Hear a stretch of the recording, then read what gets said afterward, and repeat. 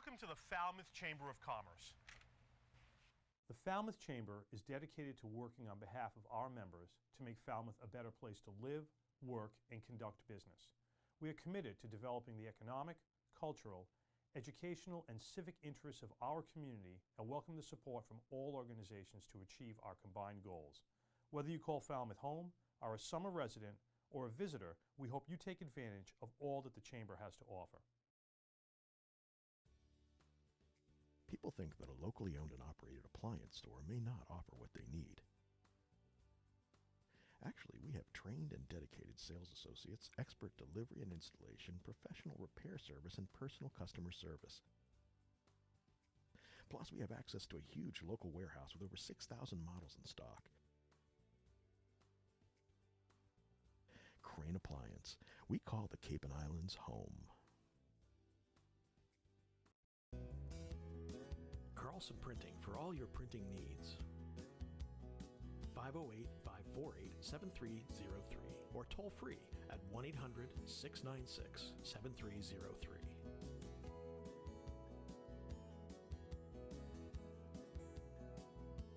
Our email address is carlsonprinting@aol.com. Carlson Printing for all your printing needs. Hosting services for fctv.org are provided by Meganet Communications. Meganet offers a wide array of internet services including Mega Backup Cloud Service, server colocation, T1, fiber, Metro Ethernet, as well as telephone services such as hosted PBX and digital voice. Their number one goal is to keep your communications network up and running and allow you to focus on growing your business. 877-634-2638 or meganet.net.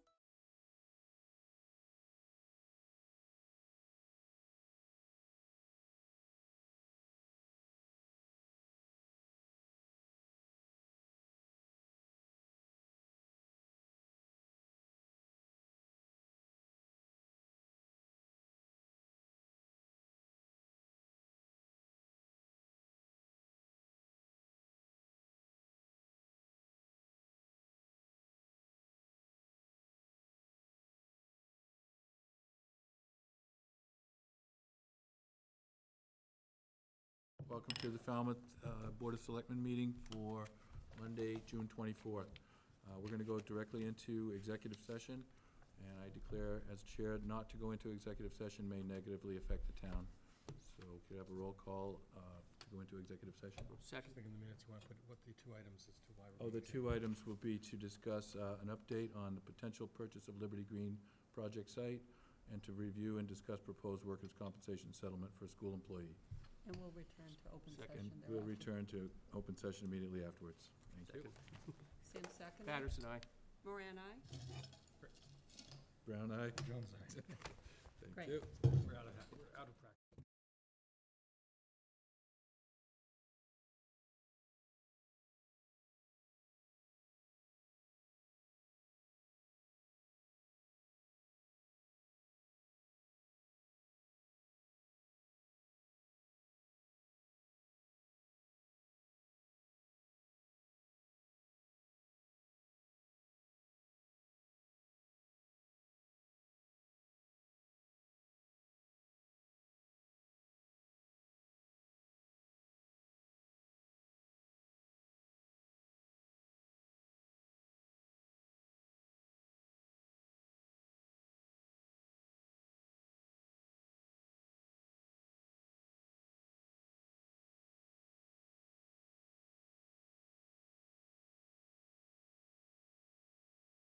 That wasn't very loud. How's that? All right, welcome to the June 24th Board of Selectmen meeting, or Select Board meeting, excuse me. And I'd like to begin the meeting with the Pledge of Allegiance. Allegiance to the flag of the United States of America and to the republic for which it stands, one nation under God, indivisible, with liberty and justice for all. We just returned from executive session where we discussed the status of Liberty Green project and workers' compensation settlement for a school employee. So, recognition. One thing that's not really on the agenda, but I just wanted to mention recognition and appreciation for all the Falmouth police officers who are working so much overtime lately while we're a little bit shorthanded, and I certainly appreciate that. I know it's a lot of doubles they've been pulling, so I'd like to appreciate that with the recognition, so thank you. On Friday, we got to see the new Woods Hole Wish trolley. There was some concern last fall that the trolley was not going to be around anymore, and in fact, what was happening was the RTA was investing in their own new trolleys. So now they're buying their own fleet. I think they got 5 on the first purchase, and they're really beautiful, nice, air-conditioned, and they can still have open sides, or they can be enclosed. Maybe they might in the future do longer seasons. And 3 go to Falmouth. Yeah, and they got a new route. They're going down Jones Road now and connecting to the hospital with the Sea Line, and then they're gonna have the regular trolley that's continuing its regular route from the mall down to Woods Hole. So there won't be any cutbacks or any less service. It'll actually be improved. That's good. Another announcement was, and thanks to the group of citizens who put together the forum at the library, was last week or the week before, about bringing fiber internet to the Cape. Courtney's here for that, and his group was very persuasive, and apparently the EDIC was convinced right away, and they put up the $50,000, so thanks to the EDIC for being in place. That might get moving more quickly, so good job, guys. And it's very timely because it might connect, if it goes forward, with the short-term rental funds that the town would get. So there might be potential funding source as well. Okay. Yes, sir. This downtown area was very busy this weekend with the Arts Alive festivities and the book sale from the library. It's kind of nice to see that the village just become alive for the summer. This is kind of the beginning of summer for us. It's going to be busy from here all the way through Labor Day. Exactly. Okay, so I guess that's it for announcements. Any others? Okay, public comment. Does anyone wish to make any public comment? 2 minutes or less, please. I'll be real quick. It won't be 2 minutes. Okay. Jim Fox, Friends of Falmouth Station. We've been trying to develop the station is a place for public events going on, and it's taken us, we've done 5 or 6 of them, and they've been really small. I now actually have sponsors and free ice cream and a band coming on the 6th, Saturday the 6th of July, 2 to 4 p.m. Ride your bike, come walk, see how great a station we have. You'll have a surprise how the place looks, and I hope you all can come. Thank you. Sounds terrific. And I think the station is rentable, right? Yes, this is an event that anyone can use. In fact, I don't want to say anything, but come see how it looks and then talk about using what we have there, because we want it to be open for the people of Falmouth to have a public meeting space. If we want to make it, part of our town, and that's the whole, my mission anyways. I was on the EDIC for a long time, and I decided to just focus on the station, and I think it's a really cool place, and I live very close by, and it's a great facility. And you watch how we're going to do this music event. I think you'll be impressed. Okay. Take care. Thank you, Jim. Is there any other public comment for anything that's not on our agenda tonight? These will be outside if everybody wants them. Okay. Okay, seeing, yes, go ahead, sir. Thank you, Mr. Chairman, and to the members of the board. My name is David Still. I'm with the Cape Cod Commission, and on behalf of the commission, I'd like to extend an invitation to the board and to the rest of the public to our annual One Cape Conference. Excuse me. It's scheduled this year for July 29th and 30th. It's a Monday and Tuesday, and it is at the Wachusett Resort in Harwich again this year. Over the 2 days, we split it between focus on the environment and focus on the economy on the second day. And also on the second day, it starts with a meeting of the Cape and Islands Selectmen and Councilors Association, which is a good opportunity for everyone to kind of get together and hear the same thing from the same people at the same time. So I have invitations. Registration is open. It's there's a link on our homepage, capecodcommission.org. Great. We got your email too, so. We got your email too. Yeah, we're going to hit you with a lot. Oh, yeah. Great idea having it that venue again. It's a big draw. It worked out last year. Yeah. So I thank you very much. Thank you. Now is at the end of public comment. Okay, thank you. And now next on our agenda is to interview, vote, and appoint incumbents on regulatory boards. And it's not clear here, but we're gonna take some interviews tonight, but we won't be able to do all the votes because there's one interview that's gonna be done at a future meeting. So unfortunately, we'll just be interviewing for some of them. And so the first is Board of Assessors. And people here from the Board of Assessors? Right. So these are the people who should be. Brian Ridgway? Okay, One of the difficulties we have is that these are interviews are required by the charter, that we cannot appoint these people to these regulatory committees without interviewing them. mhm. And so we're not able to make these appointments unless people show up for this. So That's kind of a, maybe we should have mentioned that to the Charter Review Committee. Maybe I'm it's not something, I actually think it's the right thing to do. These are important enough committees that we really should interview people before we assign them for another 3 years to probably the most important committees we have. okay. Okay, next would be then Board of Health, and that would be Stephen Rafferty and George Hoyfelder. Steve first? Mr. Rafferty? We usually talk together to both walk up to the board.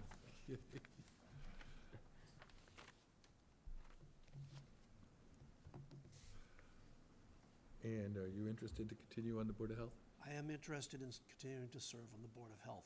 after all you've been through? It's not the ZBA. Okay. Well, I certainly feel like you're qualified to continue. Any What do you see as comments the or questions? major problem the Board of Health's going to have to be dealing with this year? The Board of Health has been re-energized with the new chairman. We've actually weekly run through, items that are open and tackle different things. Obviously, we were in the paper about the sober houses and how that fits in with management. We'll have continuing conversations on that, work with other boards in the town. A couple of new board members brought forth the issue of pesticide use and whatnot. We have a one-year moratorium. They're working on that. I think that will be an active thing for us as well. So I think we take fairly seriously the protection of the public health, and that's a broad spectrum.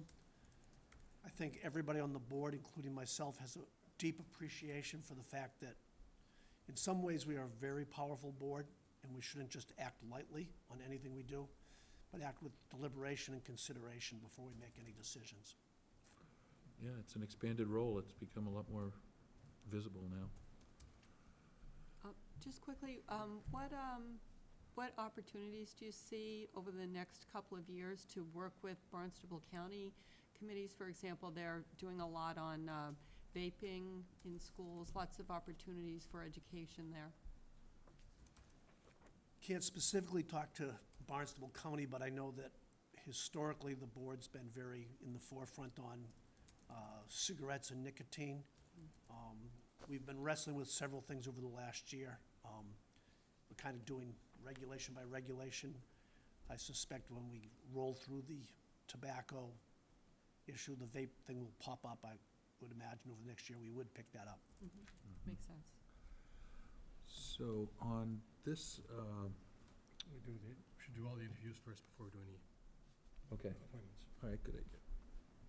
Okay, well, any other questions for Mr. Rafferty? Nope, I was just gonna ask if there are any other public health issues that you see on your agenda in the future? Okay, well, I mean, it wasn't a test question. no, It was more for information.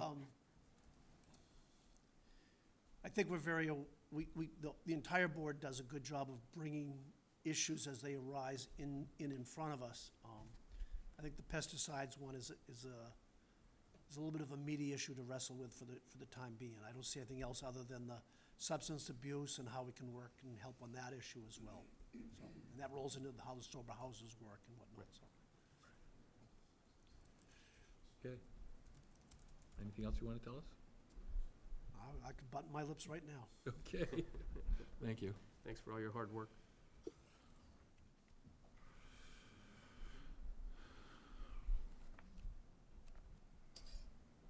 Good evening, Good evening. George Hoyfelder. So I have a different question for you, just because I don't want to have the same question for everybody. Okay. What do you think the Board of Health can do concerning the nitrogen, whether you think it's the Board of Health's job, or do you think it makes sense for the Board of Health to step into nitrogen reduction in septic systems? Well, the Board of Health has pretty broad responsibility in that area. As you know, Title V in the Commonwealth shifts between Department of Environmental Protection. However, the regulation is in the Board of Health's purview. So as there's an identified environmental risk to nitrogen or phosphorus in freshwater ponds or contaminants of emerging concern, then I think it's the board's duty to step up to the plate, since it's our regulation that actually would regulate that through on-site septic systems. So, answer to your question, yes, we have a responsibility. And I think the first thing I'd say would be that you don't regulate until the data or the science tells you need to. And so that is really what stops a lot of boards of health, short of working, for instance, with the estuaries program. If there isn't a TMDL, then just to reduce to a certain amount, just to say for the sake of doing it, is really inappropriate. We really need to get that TMDL, ask what levels have to be reached, see if the technology will bear that, and then write an enforcement regulation. Perfect. And we're working with the water quality folks to do that. In fact, John Weatherbury, the liaison, and myself, I think Steve failed to mention, we just passed a regulation, Title V revamped our regulation that integrates our work with the water quality folks, and it's being sent up to the AG for review. Great, thank you. Yes, sir. Could you give us a status on the approval process for that layer cake denitrifying system that you've been working with up on the base? Okay, well, wood-based or cellulose-based denitrification, I think, is a winner. It's sustainable, uses a waste product. Right now, we're still trying to figure out how to configure it within the context of a septic system so it's reasonably and cheap. The cheapest and easiest way is just to layer it in. But what happens there is in the winter, it suffers a pretty steep decline once the temperature goes below 10 degrees centigrade, so 50 degrees. So some of the other configurations show promise, and right now, I mean, I'm wearing another hat, but right now I'm in the middle of working up all the data from Florida where it's been done, down in Long Island, which we're working with the Suffolk County Health Department and Stony Brook University. And by September, we'll have a complete report on which is the easiest way to do it. Also want to meet with some local contractors to get the pricing piece of it, because can we talk? It's all about the money. Mm-hmm.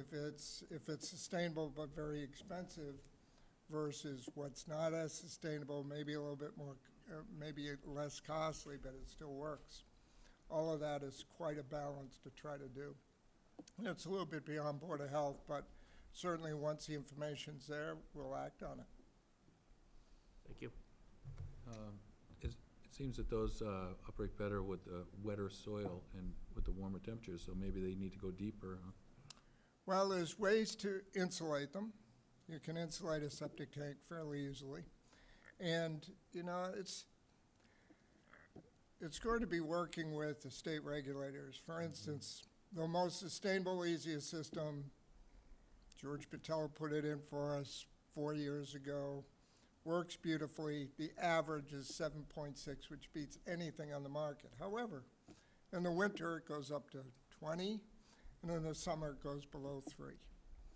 So we need to decide and work with regulators and the folks doing the MEP models to say, is this what we could use? Could you use this type of averaging?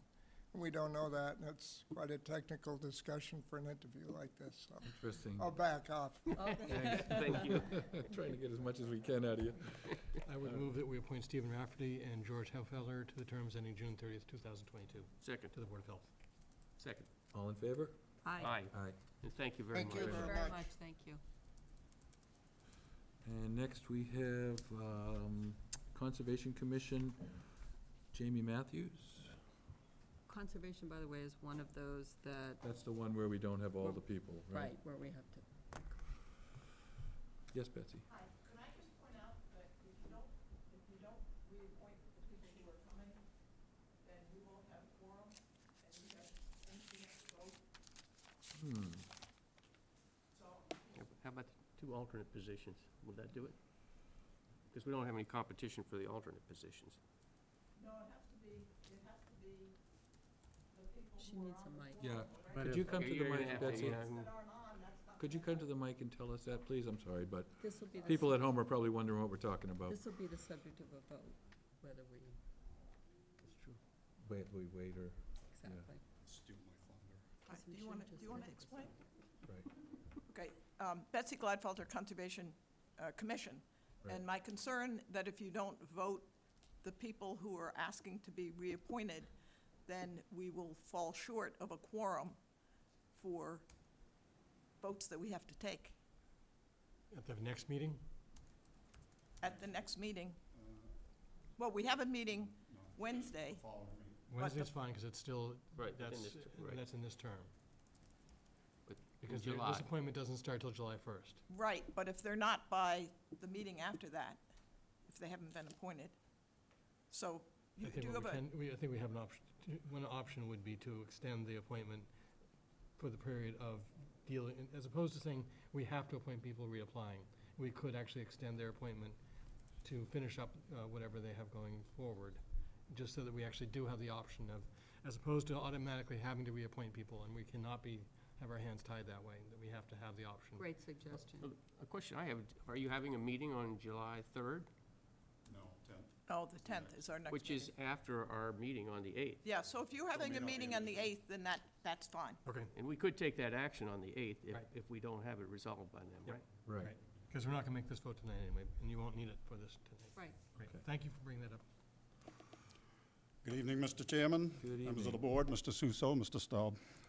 Jamie Matthews. I'm here seeking reappointment to the Conservation Commission. Okay. Questions from the board? Sure. We're often approached by the public about Falmouth having very tough or narrow, or however it's described, interpretation of regulations in conservation. And I was just curious where you see the board going over the next 3 years in terms of working with homeowners and builders and whoever comes before you. I think our regulations and state regulations are pretty clear. They're well-written. I don't know if interpretation is the correct word, but I think to use that word, we interpret them rather well. I think we have a great board, a very diverse board. I think our staff is just, very professional, very supportive. So I think anybody that has a project that may be deemed difficult has ample opportunity to meet with staff and whatever may be, say, a gray area, and resolve that. We're open as a board. We have, as I'm sure you do, other business. Anybody can come in and discuss anything. Staff is always available to discuss things. So I don't know. I don't really agree that it's that narrow. I think, again, we have some great staff members. We have scientists, we have engineers, we have builders, landscapers. We know how things have to be implemented.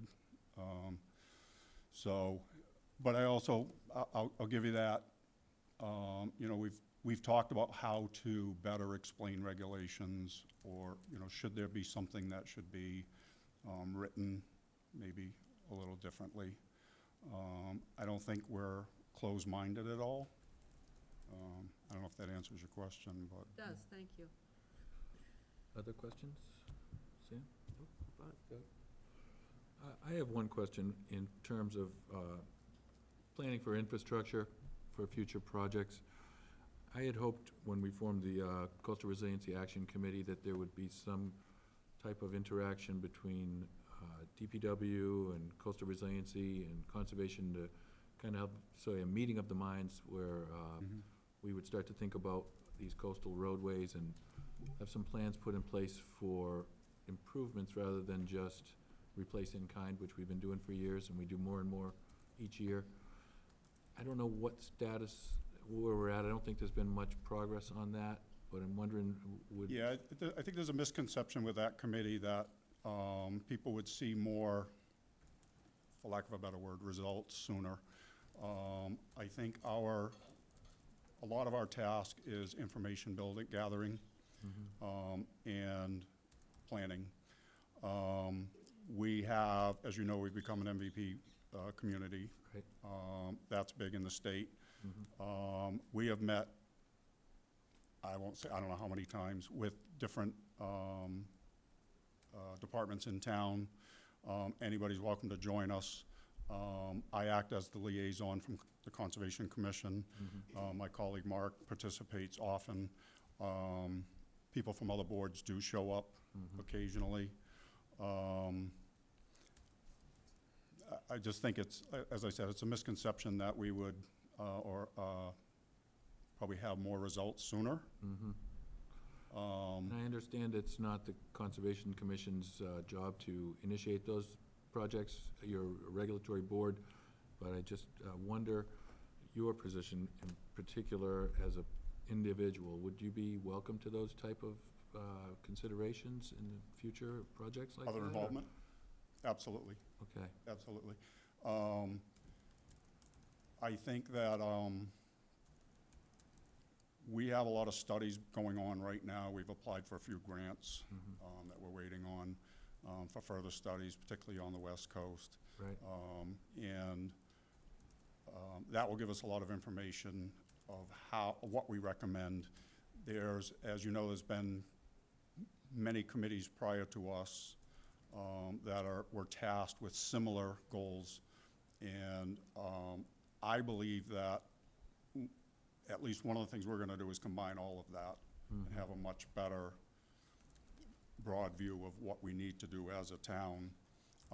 And with the studies that we're doing, we'll have factual information of what to recommend and how to implement, more importantly, Right. and of course, the cost of it all. I just want to make sure this time we don't just study and we want to really actually do some stuff. Agreed. All right, thank you. Sure. Appreciate that. And is that it? Any other comments? Okay, thank you. Next is Courtney Bird.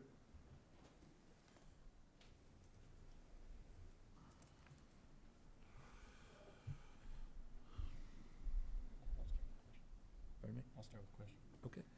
And just so we're not asking one person all the questions, my question is a follow-up to what Jamie was just saying. He's saying that there was an expectation of results. We weren't getting them. What would you advise the town to do, or those people who want results? What should we do if we want to get results? What would actually get some results happen faster? Could you repeat that? I'm sorry, because I'm... In what area? What? I guess I'm talking, I think the same sort of thing with coastal resiliency. Coastal There are resiliency. Issues that the town's dealing with, the bike path is a great example. And I think a lot of people, when the Resiliency Action Committee was appointed, as Jamie said, we're expecting some results. We haven't had many results, and I'm just trying to think, what could make the results happen more quickly, particularly in areas dealing with I think Conservation Commission? I think there needs to be some more ongoing collaboration between the people who have an interest in this. Certainly, the Conservation Commission is not at odds with dealing with these things, but I think it may be the way the process works right now. We have these occasional meetings, joint meetings of assorted groups, and this is always a subject.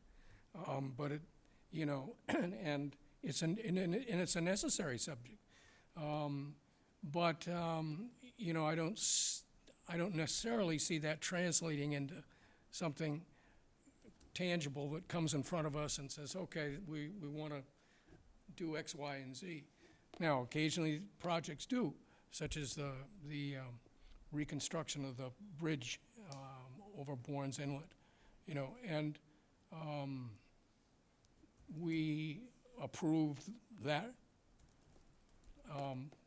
And part of the discussion that was in that meeting was, should, should that bridge be designed for, to account for sea level rise? And, but that wasn't part of the application. So we can't turn around and say to whoever, well, you gotta redesign this thing so it accounts for it. So I think there needs to be more coordinated planning, is what I'm really saying. The Conservation Commission, and I've been on it since Methuselah was a kid, I think. I think I came on in 2003, and it was a very different board then.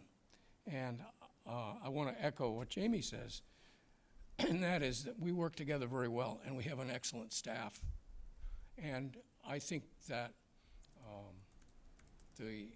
while we don't always please everybody, and it's part of the nature of the beast, because you're dealing with people's property rights, and every man's home is a castle, and so how does that fit into our regulatory things? And so there's a lot of education and balancing things, and I think that this commission does a pretty damn good job of it. And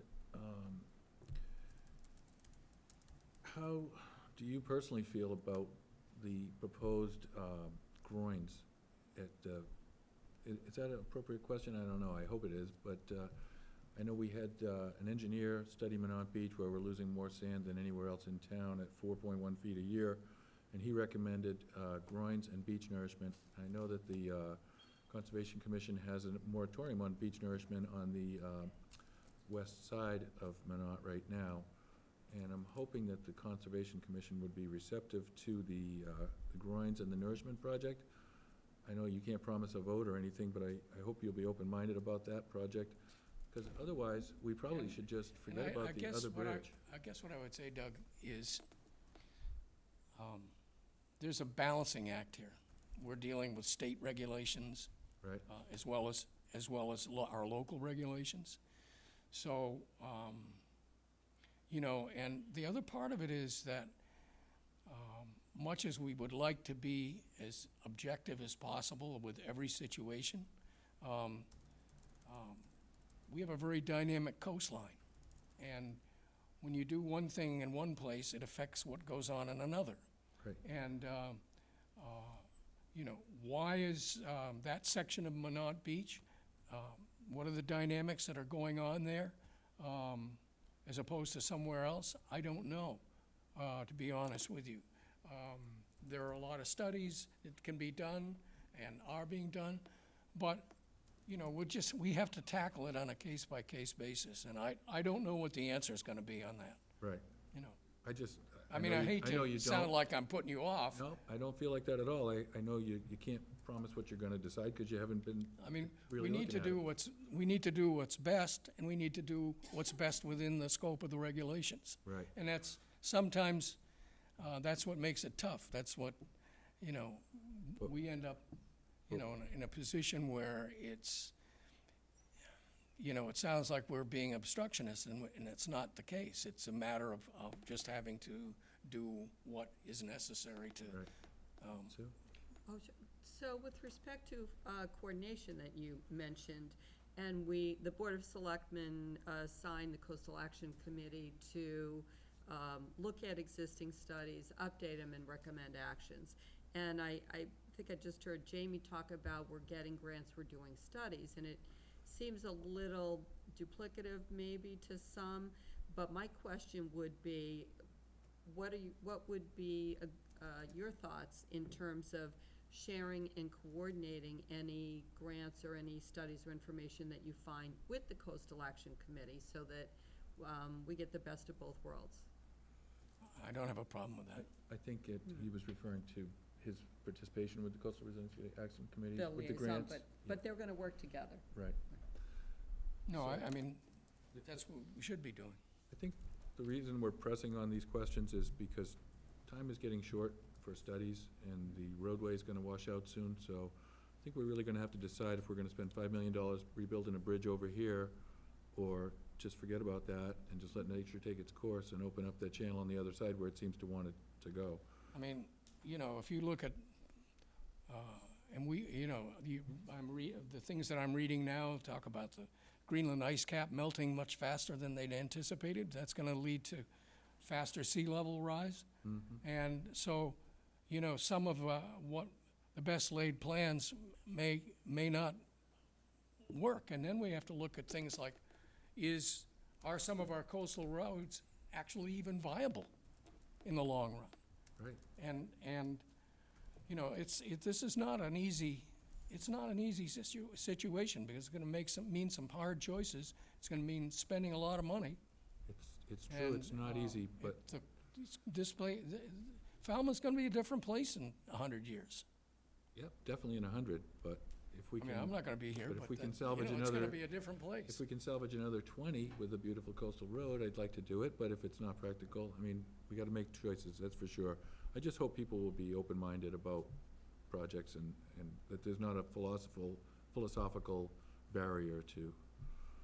I don't feel like there are with the people on that commission. Great, okay, thank you very much. Appreciate it. Thank you. And next, we have Peter Walsh, alternate position.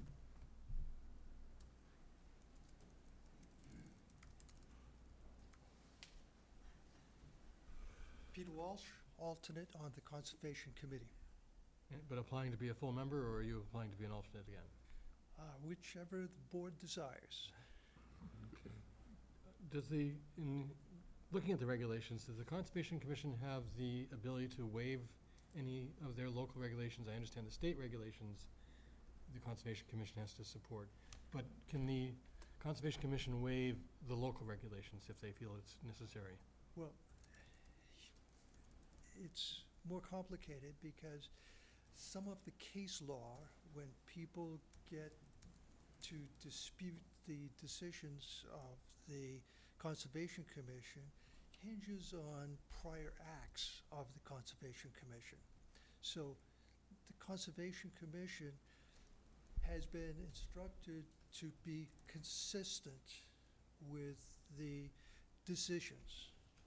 So if we are going to deviate from prior decisions, as I understand it, but I've only been on for 2 years, the Conservation Commission has to formally propose rule changes and publish them so everyone knows that the rule changes will be considered, and then vote, and then, yes, you can get That's a change to of it. regulation, not a waiver of someone appealing.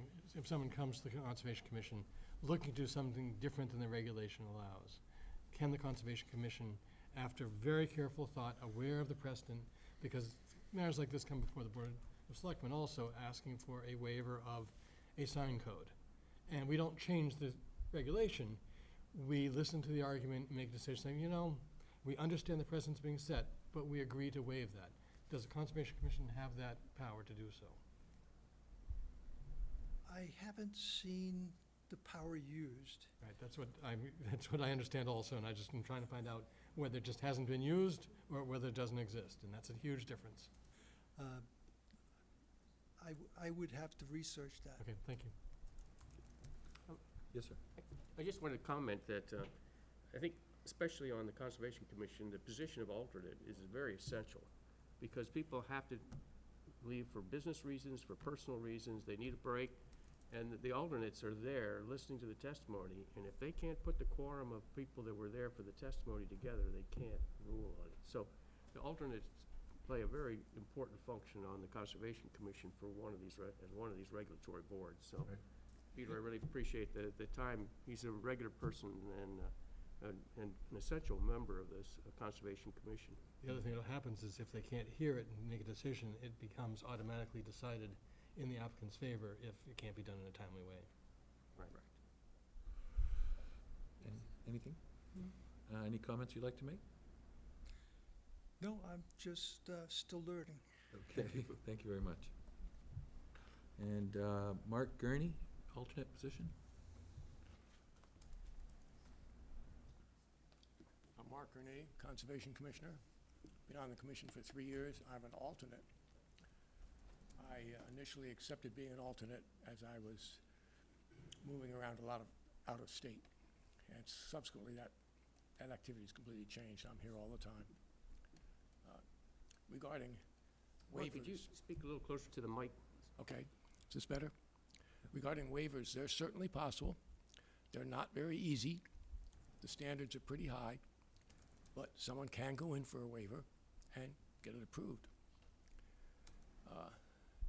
One of the big problems I see, which is kind of in the noise to you guys, but not to me, is when somebody builds a house, tears down the house and builds a new one, and encroaches upon the protected areas, we require him to do what we call mitigation, put in some plants.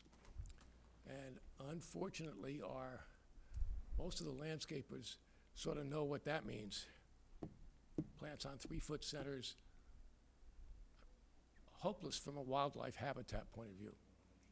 And we're trying to collect information. We've had some talk with a DEP guy, and we're going to have some more people in to try to understand really what's a wildlife habitat, because this area is often right next to the water, right at the top of the bank.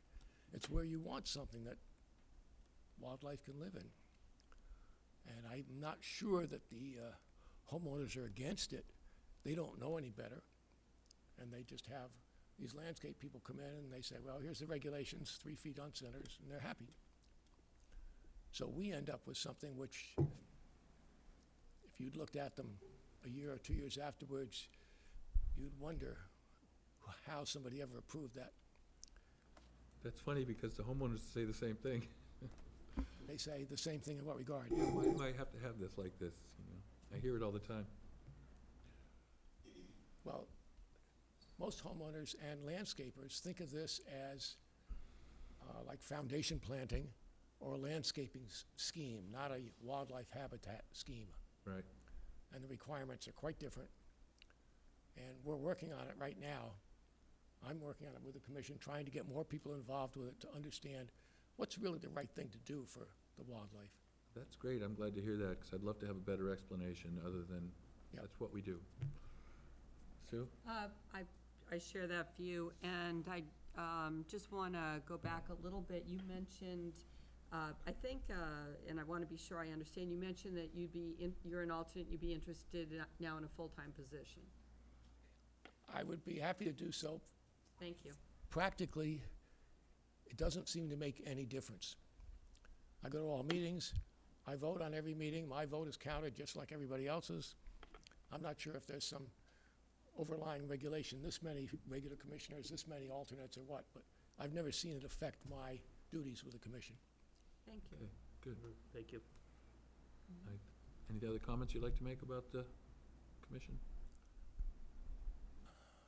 We went pretty hard on the first couple guys, we're gonna go easy on you two. Well, I could bring up affordable housing. Pardon me? I could bring up affordable housing. That's something that, If you think it's Drives me relevant to crazy. your position, sure. because we get some projects, the developer wants to build affordable housing, and the abutters tend to be 100% against it. They see this as a bogeyman. And I don't know where that comes from. I don't believe it has any basis on truth, but it sure annoys me. Yeah, I hear you. Maybe we should change the name. Yep. Okay, well, thank you very much. Thank you. And I think there's one more person that we didn't have here, and that's, oh, Russ Robbins is here. Yep. Okay, but he's not on this list.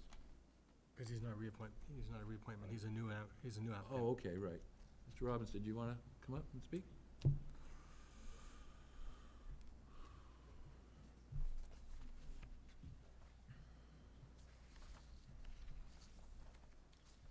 Hi, Russell Robbins, and I'm a former member of the commission. It's been 2 years since I've been on. And I'm here before you tonight to apply for a position that's open. Okay. So, how do you feel about coastal projects in general? Any predisposition, or?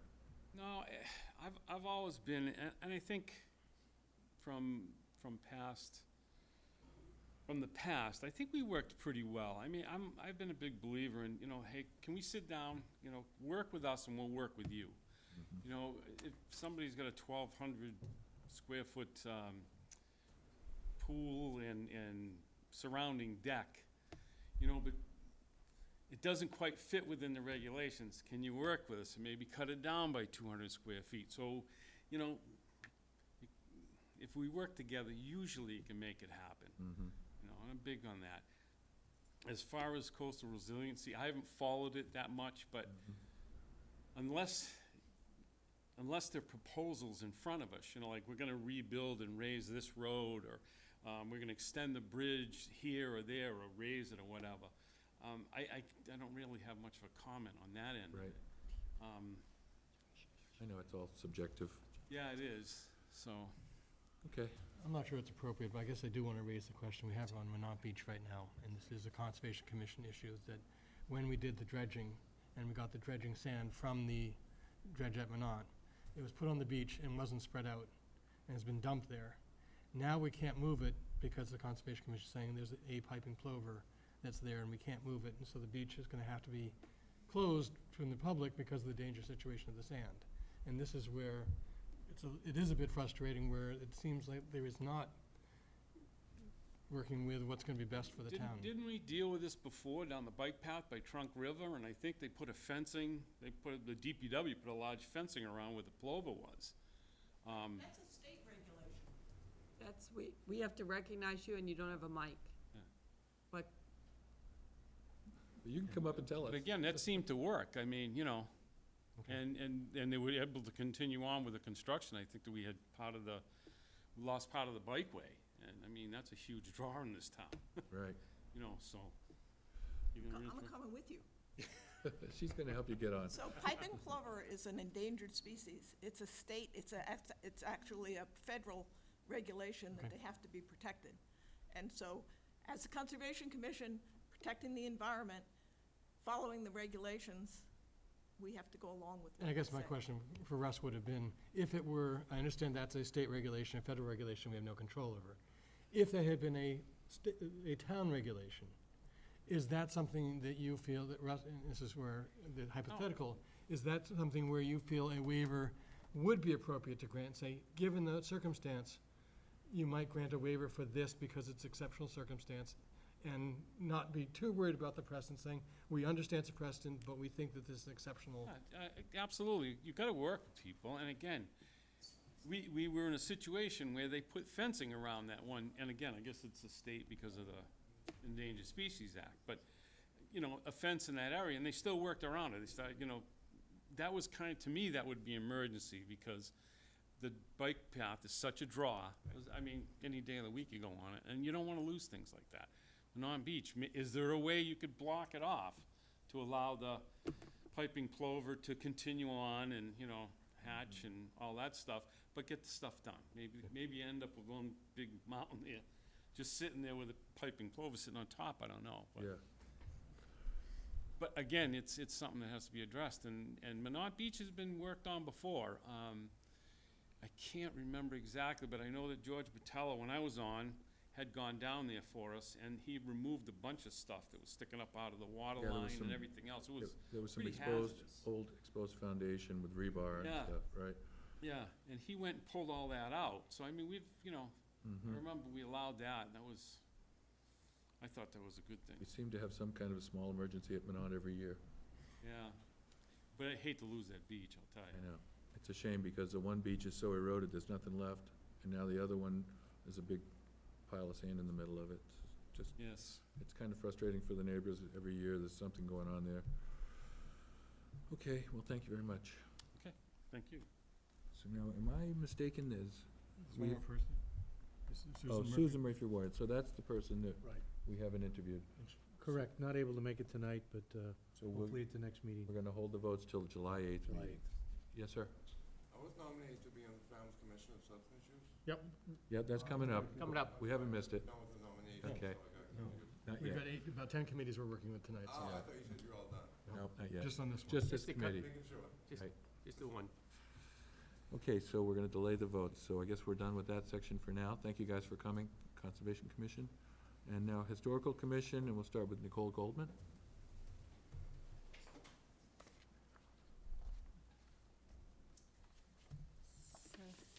Thanks. I'm Nicole Goldman, and I did submit a request for reappointment to the Falmouth Historical Commission. My term is up on June 30th. I do have some notes I wonder if I can run through. Please. Okay. First, I just want to begin by recognizing my fellow commissioners, Ed Haddett, who's here, Chris Warner, Christian Valley, Annie Dean. It has been wonderful working with Ed these past 7 years. His dedication and knowledge is a huge asset to our community. The group is also incredibly professional and respectful team, and just want to emphasize that we could not do any of our work were it not for Corey Pacheco, the assistant town planner.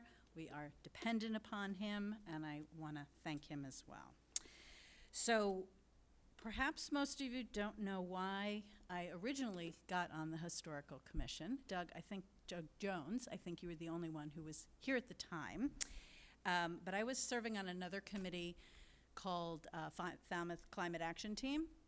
And we decided that the most effective way for the Climate Action Team to have effect in town matters with regard to climate, energy, sustainability, was for each of us to get onto a committee.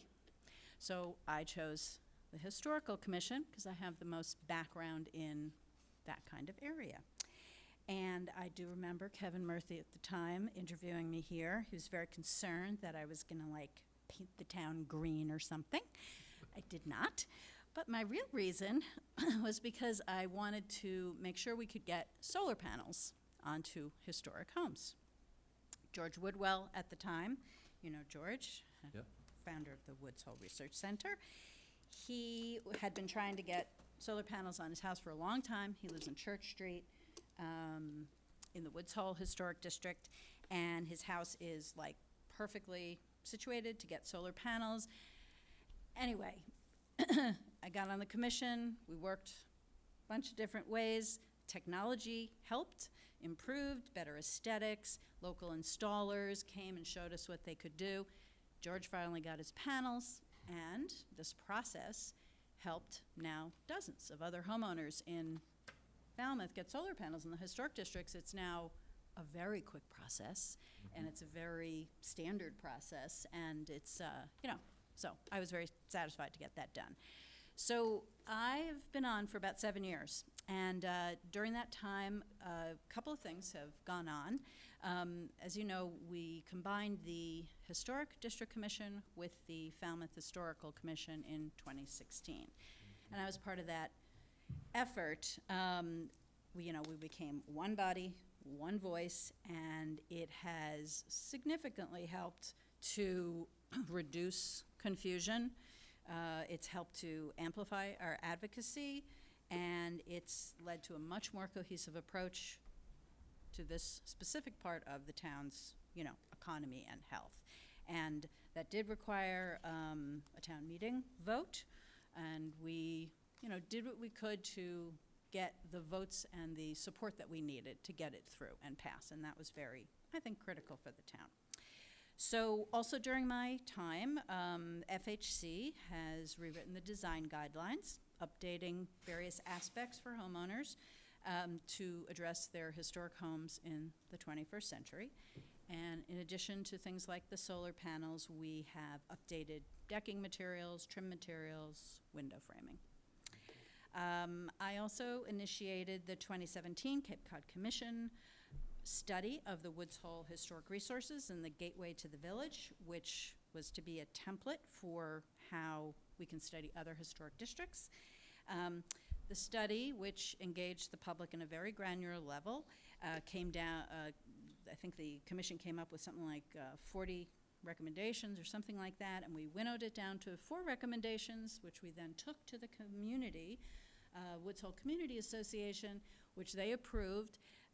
Unfortunately, it's been about a year since we put forward those 4 recommendations, and none of the recommendations, because we don't like to do studies and not have things implemented, so we tried to make implementable priorities. In fact, one of our priorities, which was to get better access from Church Street to from the bike path, has actually gotten worse.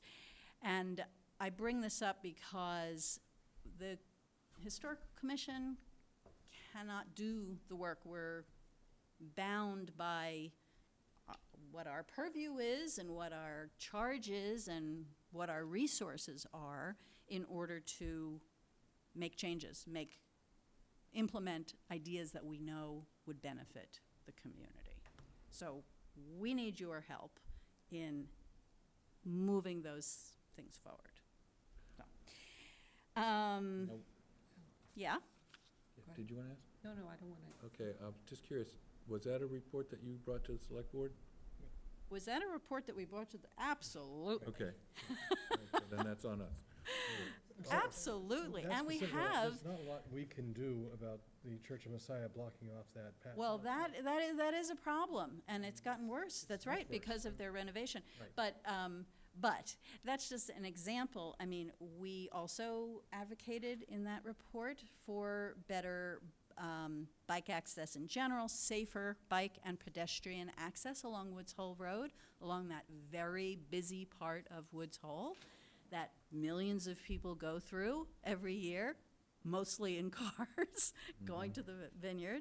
So, but the Historical Commission cannot do those things. We can come up with what we need to happen in the historic districts to help our historic preservation, but we can't do the work. I don't know how to sync one with the other. And I thought this was a good forum to raise that question. Okay, so before you criticize the No, I'm Board not of criticizing. Selectmen during an interview, Okay. I'd ask you to recall, as chair, I've met a couple of times, and Yep. my suggestion was Yeah, outreach, right? Have community meetings. We are. Don't blanket, It's not- no, I'm it's- still asking a question. okay. Don't slide these things in that burden homeowners to tremendous expense without letting them know. The Route 28 committee, for example, the selectmen suggested that we have community discussions Yep. in various areas. We went to lots of villages. There are probably 4 or 5 outreach sessions. How many outreach sessions did you have after that suggestion? Answer 0. No, And the answer is so- not 0, actually. The How many- answer, how many okay, it's at outreach? least one huge meeting. Where was it? In Woods Hole, in the community that it was going to affect, where the Community Association voted at their annual meeting last July. We gave a presentation, we explained what we thought were the best things. We met individually with the leaders of that group, and we also have community outreach meetings planned coming up next week? Or the When- weekend? In East Falmouth, in Wacoit, in, East Falmouth doesn't have, which historic district are you talking about? in any. There is an any historic district there. In other parts of. Yes, West Falmouth, yes. And that is part, and we created a brochure. We had an open meeting here about another, right here in this room, about another issue. That was in the Woods Hole study. But I mean, we have done multiple reaching out. When we did the public meeting here, though, for instance, we had two people come. So, I mean, you can't make them come, but you can hold the meetings. I wrote a whole brochure myself about adjusting the boundaries for the Woods Hole, not just for the Woods Hole, for all the historic districts around town. We are looking to bring that warrant to town meeting soon, but we will not do it without having public meetings. But I'm not talking about public meetings to get people on board. The people in Woods Hole are already on board with these 4 measures, and we're trying to figure out how to move it through town management. That is what I am saying. But there will be more outreach. For other issues, absolutely. Good, that's what we're Seriously, looking for. we just produced 2 different publications. We've had presentations. We do presentations at our meetings. We put it on our agenda. We ask people to come. Yes? Go ahead. Yep. Yeah, I think, these kinds of projects don't get done unless money is allocated. And the only way the money gets allocated is if it goes before town meeting with a plan that actually has a reasonable estimate behind Right. it by the appropriate professional. I'll agree And with so you. until we get to that point where it's tangible, I don't think you're gonna see any movement Okay, forward. so there's a couple of things, though, so in order to get those projects to be tangible and to get them funded, we need to have some kind of coordination or know who we can hand it off to in a town department that will advocate for, so we do these studies, we come up with these great recommendations. How do we get to implement? As I say, the Historical Commission itself, it's a volunteer body of 5 people. We don't have the resources to do it, but we also have not been able to maneuver through town management to figure out how do we bring these things to fruition. Okay, I think well, that's a do valid point. I do remember actually your comment about the access to the bike path. I did think it was kind of surprising that the Historic Commission would be thinking about the bikeways thing. It came up in the study. Right, okay, but I don't know how we would really follow up on that with the private property owners on each side. Yeah, it's a state highway. It is a state highway, and we have to work with the bike committee, and yes, the private owners, like the church. But anyway, I'm just saying how frustrated I am. This is what we tried to do. And I bring it up, and I just have 2 other comments. So I've also, as a result of my work in the historic preservation, I became very intimately involved, as you may know, in preserving the Buckminster Fuller Dome, the Nautilus.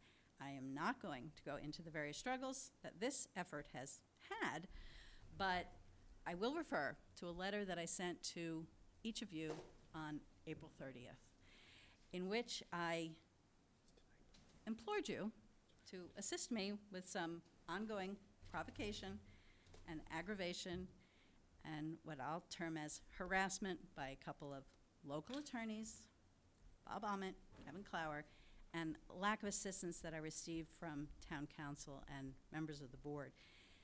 To date, I have not even had an acknowledgement that this letter was received. I hand-delivered packages, your names boldly printed on the front, to each of you. There was a letter from Frank Duffy originally, eventually, written on May 8th, that maybe was a result of the urging of this board. I don't know, to the State Ethics Commission, but there was a lot of mistakes in the letter. I gave Frank the correct information. I've yet to hear back if he's done anything about that. I sense not, though, because I've already gotten a letter back from the State Ethics Commission saying they were confused with regard to his letter because of the inaccuracies. Anyway, my point in raising this is, and I guess it's becoming clear, I've devoted a lot of personal attention and time and energy to the Falmouth Historical Commission and the CPC. I guess I don't feel supported or respected or appreciated, and for that reason, I am actually withdrawing my request Okay, for reappointment. all right. Okay, any questions?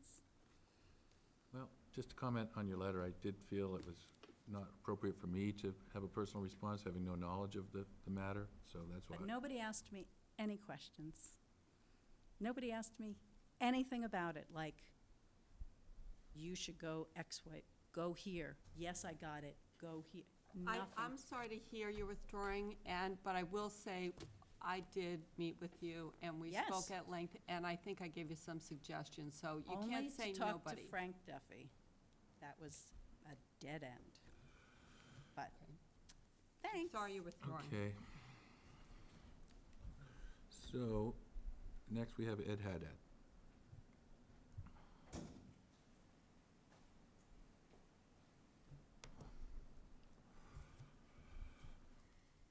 That's a tough conversation to follow. Yes. It really is. I'm Ed Haddad. I'm currently the chairman of the Historical Commission. Have been the chairman for several cycles. I was the chairman in the Historic District Commission, and when we merged and became the Historical Commission, I was appointed the chairman then, and I'm seeking re-election as chairman. As to the board, we will have our election in July. We can't afford you I as know you chairman. don't have that much power. Thank goodness. Thank God somebody realizes that. Yeah. So questions from the board? I have one if you. Okay. want. So, just in terms of, Nicole was talking about, updating guidelines. I've reviewed the guidelines. I think there's a lot of good practical information in there, and I know that, there are continuously new products. When you look at Windows, for example, and I've attended a meeting or two where you brought up various materials that aren't as expensive as they used to be because of improvements and that kind of thing. And I know that through your leadership, the board has, kept up on and I know you have, for example, Christian Valley on the board as a builder, and also you have an architect. So it's a board that has good balance in terms of expertise from volunteers. My question is, it seems to always be tough with homeowners in terms of trying to find that balance. And a meeting I attended recently, there was a couple, he was handicapped, and I'm not sure if he was in a wheelchair, I don't exactly remember, and they have a beautiful historic home that I gleaned they were trying to put a first floor master on so he could still use the home. And they had hired a former member, I guess, chair of Historic as their architect.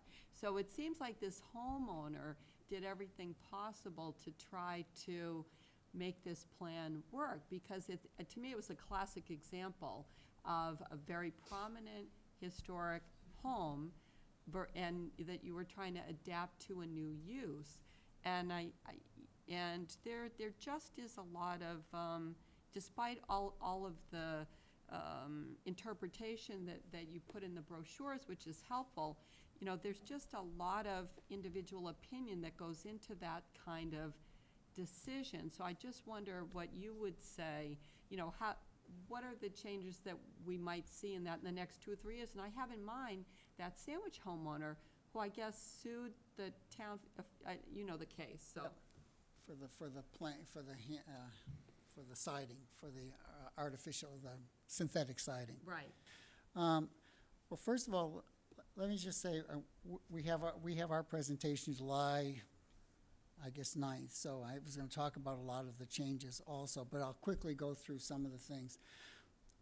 We did our design guidelines in 2012. We wanted to memorialize them in writing so that homeowners clearly understood what they had to deal with. So you didn't have this unknown, you came into a meeting, it was arbitrary. So we put it in writing. I think we did a great job in creating a document. It was 83-page document of all the guidelines.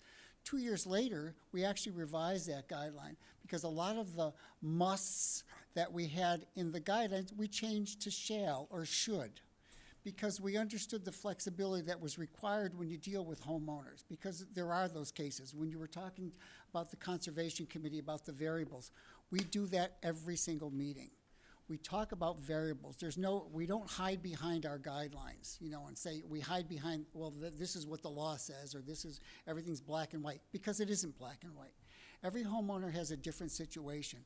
And what we try to do in those situations, we don't want to bend the rules because it's not fair. We want consistency. We want fairness to other homeowners, and we want consistency in setting precedents. But we understand what we will do is we will create variances like you spoke about, and we document why we made those variances. So it's specific to that own homeowner if that's truly what it is. But we recognize there are reasons for variances, and we recognize the domain of the homeowner. So I would say that I can't even remember the last time a homeowner came into our for a certificate of appropriateness and we've denied it. I really can't remember the last time we do, because we will, even if we extend it, we'll do 2 and 3 times. We will make every effort that we can as a board to come to a mutual agreement on every project, because we're not going to bend over for it and do the wrong things, but we also will we work with the homeowner to understand what he wants and what he needs, what we want, what we need, and we work together. So like I said, we almost have never denied an application. I would say 50% of our applications are reviewed administratively.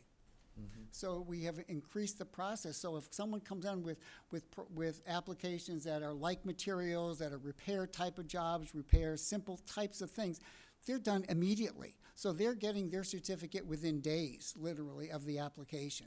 So we've changed that process. So we've done a lot of things to make the old days of, oh my God, I'm not going to go before the Historic District Commission, you know. We've changed that ruling because we recognize that these are homeowners, and we have to respect those people at the same time. I appreciate that change, too. That's been a big positive. Another point? One more quick question. What suggestions would you have in terms of coordinating your committee with town departments, say, building? Well, unfortunately, some of what Nicole said was true. We are not coordinated. We have no enforcement authority ourselves. We need to work with the building department. We need to rely on the building department for enforcement authority. So if someone doesn't do the right things, or if something goes on where someone does a change without getting the proper authorizations, or it's like without getting a building permit, we don't have the authorization. We require the building department's support in that effort. We need that kind of support. We should be working closer with the planning department and the ZBA on large projects that, even whether it's in a historic district or not, I mean, it's still the town that, you know, there are still historic properties that are outside the historic district that I would hope that our input or maybe information or consultation on would be beneficial. So I think that's where we could certainly be helped, because then the town is a total benefits. Every historic property in the town is not in a historic district. So, anything from you right now?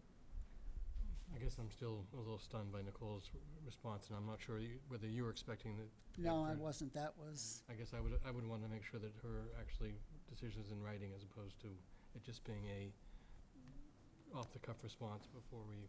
Okay. And maybe that's my question, is whether you feel comfortable trying to reach out to her, because certainly I think she has missed the boat a little bit if she has not heard from us how much we appreciate the work she has done on the commission in the past. Well, Nicole has been a great asset to the team, you know. Interestingly, she and I have been very much on the same wavelength as far as enforcement, you know, as far as design, aesthetics, and, you know, we've worked very well together. She's been the vice chairman in the 2 or 3 of my terms as chairman. She had an unfortunate run with the dome, and I think unfortunately that's what you heard today was that situation. It had nothing to do with the historical commission. I think her I'm a experience. little uncomfortable talking about her when she's I know, not here, and but we're not. nice- I know, but nice I think you know thought. I think her experience with the historical commission has been very positive. I think it's outside the historical commission that some of her frustration has come up. So that's what, I don't want you to think it's because of the historical commission. We have a great group. We do work well together. We have a varied group. We have of different skills now, which has been very positive. So I think that's good. I think what she did say that is important for us is that we are limited in what we can do. We are a regulatory board, which is very important to the town. We make very important decisions for homeowners, and we need cooperation within the board. We're volunteers. We don't know how to, let's say, navigate town hall, you know, the different departments completely, you know. So we do need that connection. We do have it through the planning department. So that's been a positive. We do have a tremendous asset with Corey. Like she said, he's been a very valuable asset to us, and we appreciate his help. You know, but he's stretched also, unfortunately. He's got a lot of responsibilities, so. I have a question for you. How's it coming along with that reassessment of the setbacks for the historic districts to include the full lots? That, like I said, that we hope to put on the November warrant for November town meeting. We have a schedule of public meetings planned through the summer, because I think when we spoke last time to the Board of Selectmen, not only did you talk about public meetings, we want to make sure that we get summer visitors as well. So we're planning them in the summer. We didn't plan them in the spring before those people came, so we didn't have that. Well, you didn't get all the people because they weren't here. So we do have public meetings planned to talk about those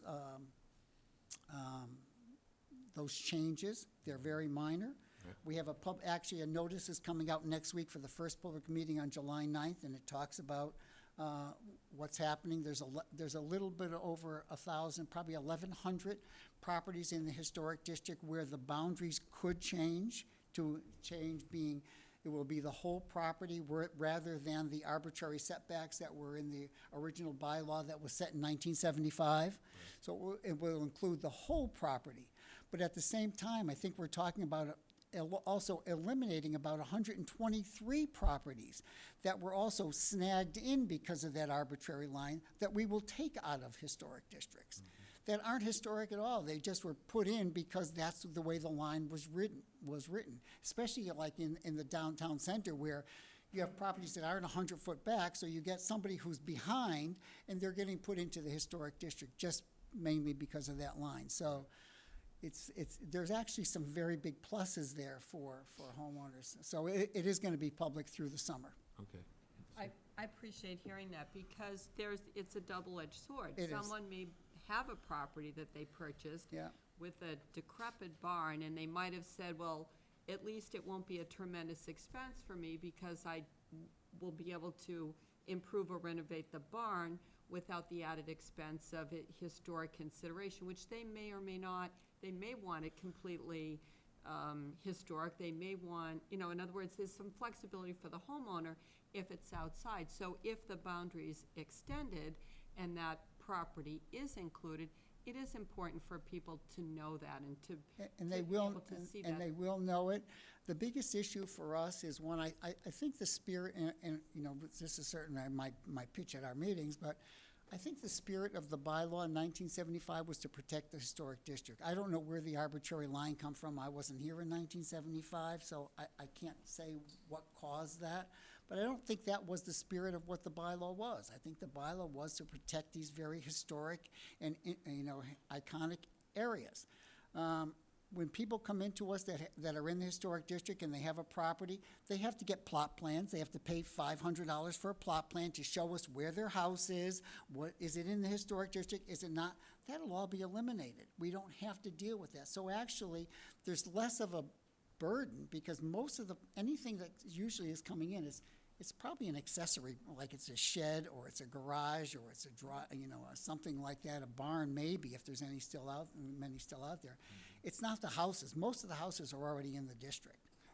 I'm glad to hear you have outreach planned because it's tough to get those type of changes through a town meeting because there's always a few people that come out of the woodwork at the last minute to shoot you down.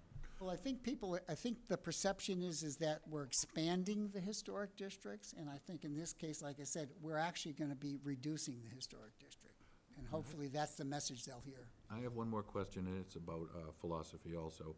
Yeah. So recently, we have the new Estia on Main Street, which I think is beautiful. I didn't hear the new what? The new Estia restaurant. Oh, yes. Which I think is a beautiful addition to the town, and it's a nice place. Yep. But I was surprised at the architecture and the design. Yep. And I'm wondering what people can expect as far as future plans for Main Street, because we do have such a traditional architectural Main Street, and I think that was a bit of a surprise, and I'm wondering if there'll be more surprises in the future. The Historic Commission does not have the approach that we're trying to make Falmouth a museum. Even within the historic districts, we approve a lot of modern or contemporary houses, new construction. There are a lot out there. If you go into Sippawisset and Woods Hole, there's a lot of contemporary construction out there. We don't have a prejudice against those. I think our attitude is if it's good design, if it's good materials, and it's compatible with the surrounding, that's what's important to us. We just want to make sure it fits in. We're not trying to make this is a museum. That's not our attitude. So that's not our philosophy is not to make the town a museum. But doesn't that really change the character of the historic district? It doesn't change the character if the new construction is compatible as far as material. Like I said, materials is a big thing, and design. And when you have, if you look at our historic districts now, you probably have 5 or 6 different architectural periods, if not more, within those districts. So if you had houses in the 1700s, 1800s, then all of a sudden you go into Victorian, and then you go into early 1900s. You got a lot of different periods there. They all blend very well. And that's our philosophy, is they blend. So we're not trying to say all houses have to be mid-1800s in Falmouth to fit in. That's not our philosophy. Interesting. Okay, any other questions? All set. I know we have one more applicant, which Yes. wasn't noted, but it's noted Lee in Drescher. this one. Kara Foley and Lee coming up too. Right. Whoever. Is that? Yes, thank you. Okay. Thank you. So can we hear from Lee Drescher?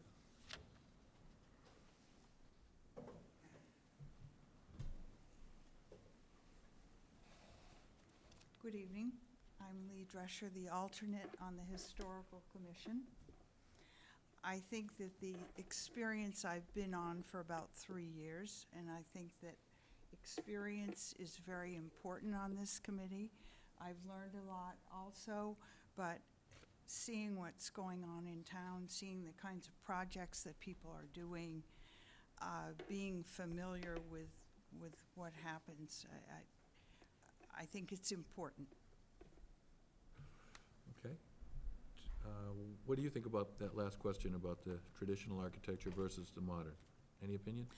Yes, I actually was really upset to see that red building painted gray. And I'm not happy about the wood. So you're more of a traditionalist?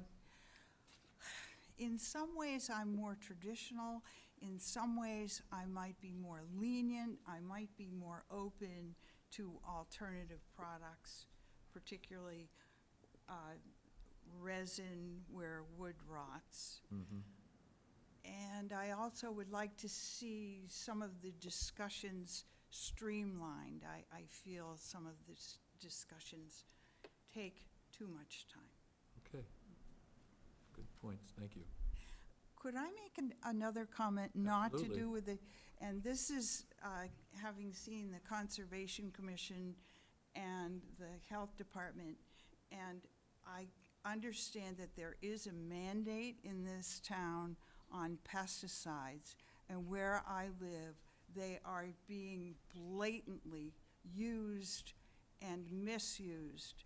And I'm very concerned. I'm very concerned seeing the shoreline, all of the rocks covered with green scum and killing our sea creatures. And I think that you should be enforcing this regulation and imposing heavy fines, because these homeowners, they don't care. $100 wouldn't affect them. But I'd like to see you really enforce the use of pesticides in this town. Okay, thank you very much.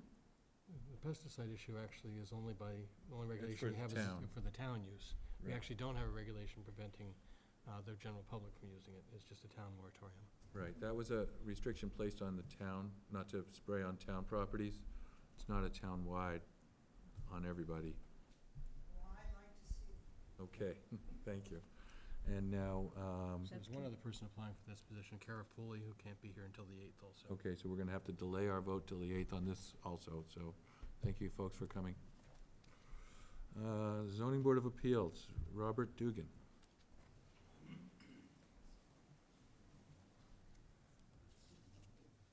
Good evening. Good evening. So I was appointed into the voting position about 4 months ago, and I act as the clerk of the board. And I'd like to continue on the board. It's been a very interesting year. We have a lot of big projects coming up. What's really nice right now is that we do have a full contingent. We've filled both alternate positions, which is a big plus, and it's been very helpful to the board. Do you find it challenging to be on the zoning board? Yeah, it's challenging. I think sometimes there's a misconception with the public, because our meetings are just the nights of the public meeting. So a lot of people do think that it's a longer process in many cases for applications. What they don't see is that we have a lot of information that needs to be received. So if an applicant comes in and we ask for specific information, if it doesn't come in a week before the actual hearing, In many cases, they come in the night of. We can't close the hearing at that point because some of the board members haven't been able to even review the information. Right. Also, with the public, because they don't deal with the hearings all the time, they're not familiar sometimes that there's certain meetings that they can't speak at, or they need information that they want to submit, but certain portions have been closed. So that comes into play a lot. I actually would like us to be a little more conforming on when the information is submitted. I think we've been so lenient in the past with some of the application submittals that it's almost become commonplace now. But with the large projects, it's very difficult. Right. You can set a deadline and stick to it. Stick to the deadlines, yeah. Right. Okay, any other questions? Just one comment I would like to make. You know, affordable housing has been a big issue we've been dealing with a lot. Right. One of the frustrations has been that on many of the 40B projects that they come in, but they're always looking for the minimum amount of units to allow for the affordable contingent. Right. So when the town has the chance to do, let's say, a LIP application, or maybe the town gets involved in a project with the developer, I think it would be important to try to go for additional units. I think in many cases, the applicants would probably be open to that, but it has to be approached. I wish it could, because I think every single one that's come to us, we have said, okay, you're doing the minimum, can we please do more? And they've always said no. Yeah, so on the We always ask. Yeah, so on the LIPs, I don't know, I might give it a little extra push. I mean, because they come in front of us and explain how they have complete town support. Right. We don't hear that the town would have liked to see it, you know, some extra units or. We'll make that a recommendation in the future. because That would be nice to hear. The other thing Always is with some of the other boards, like, we ask for referrals for all departments. It's very common to get no comments in some situations where maybe it would be applicable to have a comment. And I would like to see, you ask some of the other boards of different departments or workings with other departments. So all our decisions have a very specific conditions with them. We don't get to do enforcement of the conditions, but many times what happens is the projects start to be built, they aren't complying to the conditions. They eventually get the occupancy permits. They still haven't complied. If those changes last 10 years and there isn't anything brought up, they now legally exist as a non-conforming issue. Right. And it's more of a complication. So, you know, I'd like to see, I don't know what the status is on zoning enforcement right now, but I know it's always been a one-person position. It's very tough for one person to check over all the issues that come through. The town may want to consider at some point a zoning enforcement officer and an assistant, and some kind of process in place where, you know, it's pretty easy with the building department. Everything we have is on Municity. If there was somebody that was designated in the department as the processes go on with the actual developments, to just check with Municity, maybe just a checklist to check them off. What happens a lot too is that projects get completed, like let's say a height certification. We're starting to write in when we need height certifications that they now be done at framing, because it's also unfair to the applicant if they build a structure, and now the structure's completed, and now we find out it doesn't conform. If that was caught a year in advance, it would have been an easy change, so. It's a good point. The planning board has recently initiated a policy where they require certified engineers' site plan review at the, before they get too far. They have to make sure that they're not gonna be building the structures. Yeah, we've actually had that in a lot of our decisions, and it actually says there needs sign-off, but it really does fall to the building department to make sure the conformities were done. Right. I don't know if the zoning department ever had somebody that, for the board or the department that ever went out to projects as status was going on. That's a good point. Sue? I think that this would be a great topic for the Selectmen Strategic Planning meeting, which is upcoming, because a lot of it is timing. We may get a request to read in, and there just is no time to meet. We don't have that ability. So Sure. I think that as part of our already existing communications initiative, we can work on logistics, and that's always the devil's in the details, right? So I think your points are very important to kind of make sure everything actually works the way it's supposed to, and I think it's a good idea to. Because some of bring that up. the checks and balances really wouldn't be difficult. I mean, it's just going over, there aren't a lot of decisions you always have to review, and, you know, a lot of the things we see are residential, and those really aren't where the complications come in as much. But we see a lot of the larger commercial projects now, a lot of the big housing projects. And I just worry that if those conditions aren't followed as it goes down, I mean, we can't, as a board, we can't apply for enforcement for the building commissioner, because we're the only board that sees appeals of the building commissioner. So the only other access that we have, if we ever had a big issue, is we would actually have to hire an outside professional attorney and have them appeal the department. You really don't want to get into that much within a, you know, a town system. And if there's a need where you could fix it in advance and you don't have to get there, that's the better way to go. Thank you. Thanks. Sam? I think this is something we can defer to the strategic planning meeting, but right now, I mean, to ask a developer to add additional affordable units without some kind of subsidy is asking them to completely change their business plan and where they break even, right? Well, let me just finish up. I mean, I'm on the working group for the Affordable Housing Fund, and we don't have any more money to give out. And we've been basically trying to meet it out based on a per-unit basis. But if we don't have the subsidy to encourage a developer to set aside more affordable units, what's the incentive? I mean, essentially, they'd be taken out of their own pockets in order to be able to create those units. Just so you understand. Yeah, no, I understand. It's a problem in how we handle this. As a town and some of the infrastructure, though, I mean, there are issues that we get into the developments that the developers are paying for. Yep. If there was a way for the town to put in some portion, that saves cost on the developer's end, and maybe they could put that towards affordable units. Or if the town goes into a partnership on a project, and I think that's probably the way the future really needs to be, because the only way you get these friendly 40Bs is if the town has some kind of input into the project itself. Right. So that would be a good plus. Yes, agreed. Thank you. Yes, Mr. Chairman, hey, just one comment, if I might, just on behalf of the board. It seems to me that the town manager, one of these concepts of enhanced support, collaboration, and coordination is exactly what was advocated as a first step by this Board of Selectmen in suggesting a community development concept. And the first step was a request for an additional staff position, which could have then been followed with additional appropriately structured support. But as this board is aware, and I'm just saying this not for your benefit, but for those who may be listening, you had made that effort at an initiative from a policy standpoint twice, and supported that proposal which I brought to you.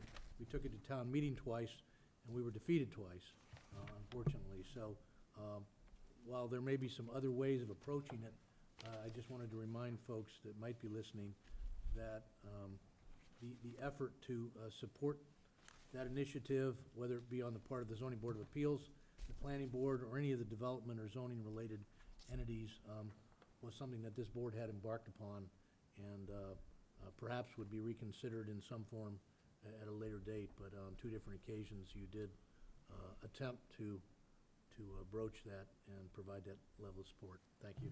But I'm sure we will be hiring a new zoning enforcement officer. Oh, absolutely. That position is currently vacant and will be filled with a qualified candidate. Right. We're coming up to 7:30. I don't know if we have time to do Mary Barry's. I don't think the hearing will not take long. I don't Oh, think that's long, 'cause true, we've really. not heard any comment. Right. Okay. We're not gonna hear it tonight, it's just if we had written comment from it. Mary, if you don't mind, we do have the 7:30 hearing we're supposed to do, and then we'll do yours right after. So this public hearing on rental fees for the shellfish, let's see exactly what it says here. This is a Waterways. This is a continued hearing from before. Oh, the so aquaculture, right. the Fee has- hearing for aquaculture equipment rental fee, continue from June 3rd, 2019. This we've already been into. We don't have to. We read don't it even again. have to read it, because it's Sorry. continued, okay? Yeah. So, there's been no comment? I haven't seen any comment from public, any fishermen or any public people? Right, I'll defer to Peter for a few remarks, if I may, Mr. Chairman. Sure. So we have not received any further input on this. As well as a reminder for the board and the public, we did work closely with the Shellfish Advisory Committee in developing these fee proposals, and They are designed to be affordable to the growers and also to provide some level of return for the town in light of the valuable resources that are being provided, where the town is uniquely positioned to provide upwellers and space for working floats and a mooring and those sort of things. So, hopefully we've researched this well, but this is a new venture, this whole approach. This public-private partnership approach with aquaculture within the estuaries is recognized to be a new venture, and certainly if the fees need to be adjusted as we learn in the years ahead, we can come back and adjust them. Very good. I would move that we approve the agricultural equipment rental fee. Don't we have to entertain Comments from the audience? public? That's what we did at the previous hearing. This was just to get written comments. Okay, From people who couldn't have been there. got it, thanks. Go for it. I mean, if someone, if you want to, Do we need to If close? anybody does have a comment, we'll accept it. Procedurally, do we need to close the hearing? I think you're right. I think we need to close, so I move that we close the hearing. Second? All those in favor? Aye. I would now move approval of the agricultural equipment rental fee effective immediately. Is there a Second. second? Second. Okay, all those in favor? Aye. Very good. Thank you. Thank you. Okay, Mary, we've done our little business there. Obligatory thing.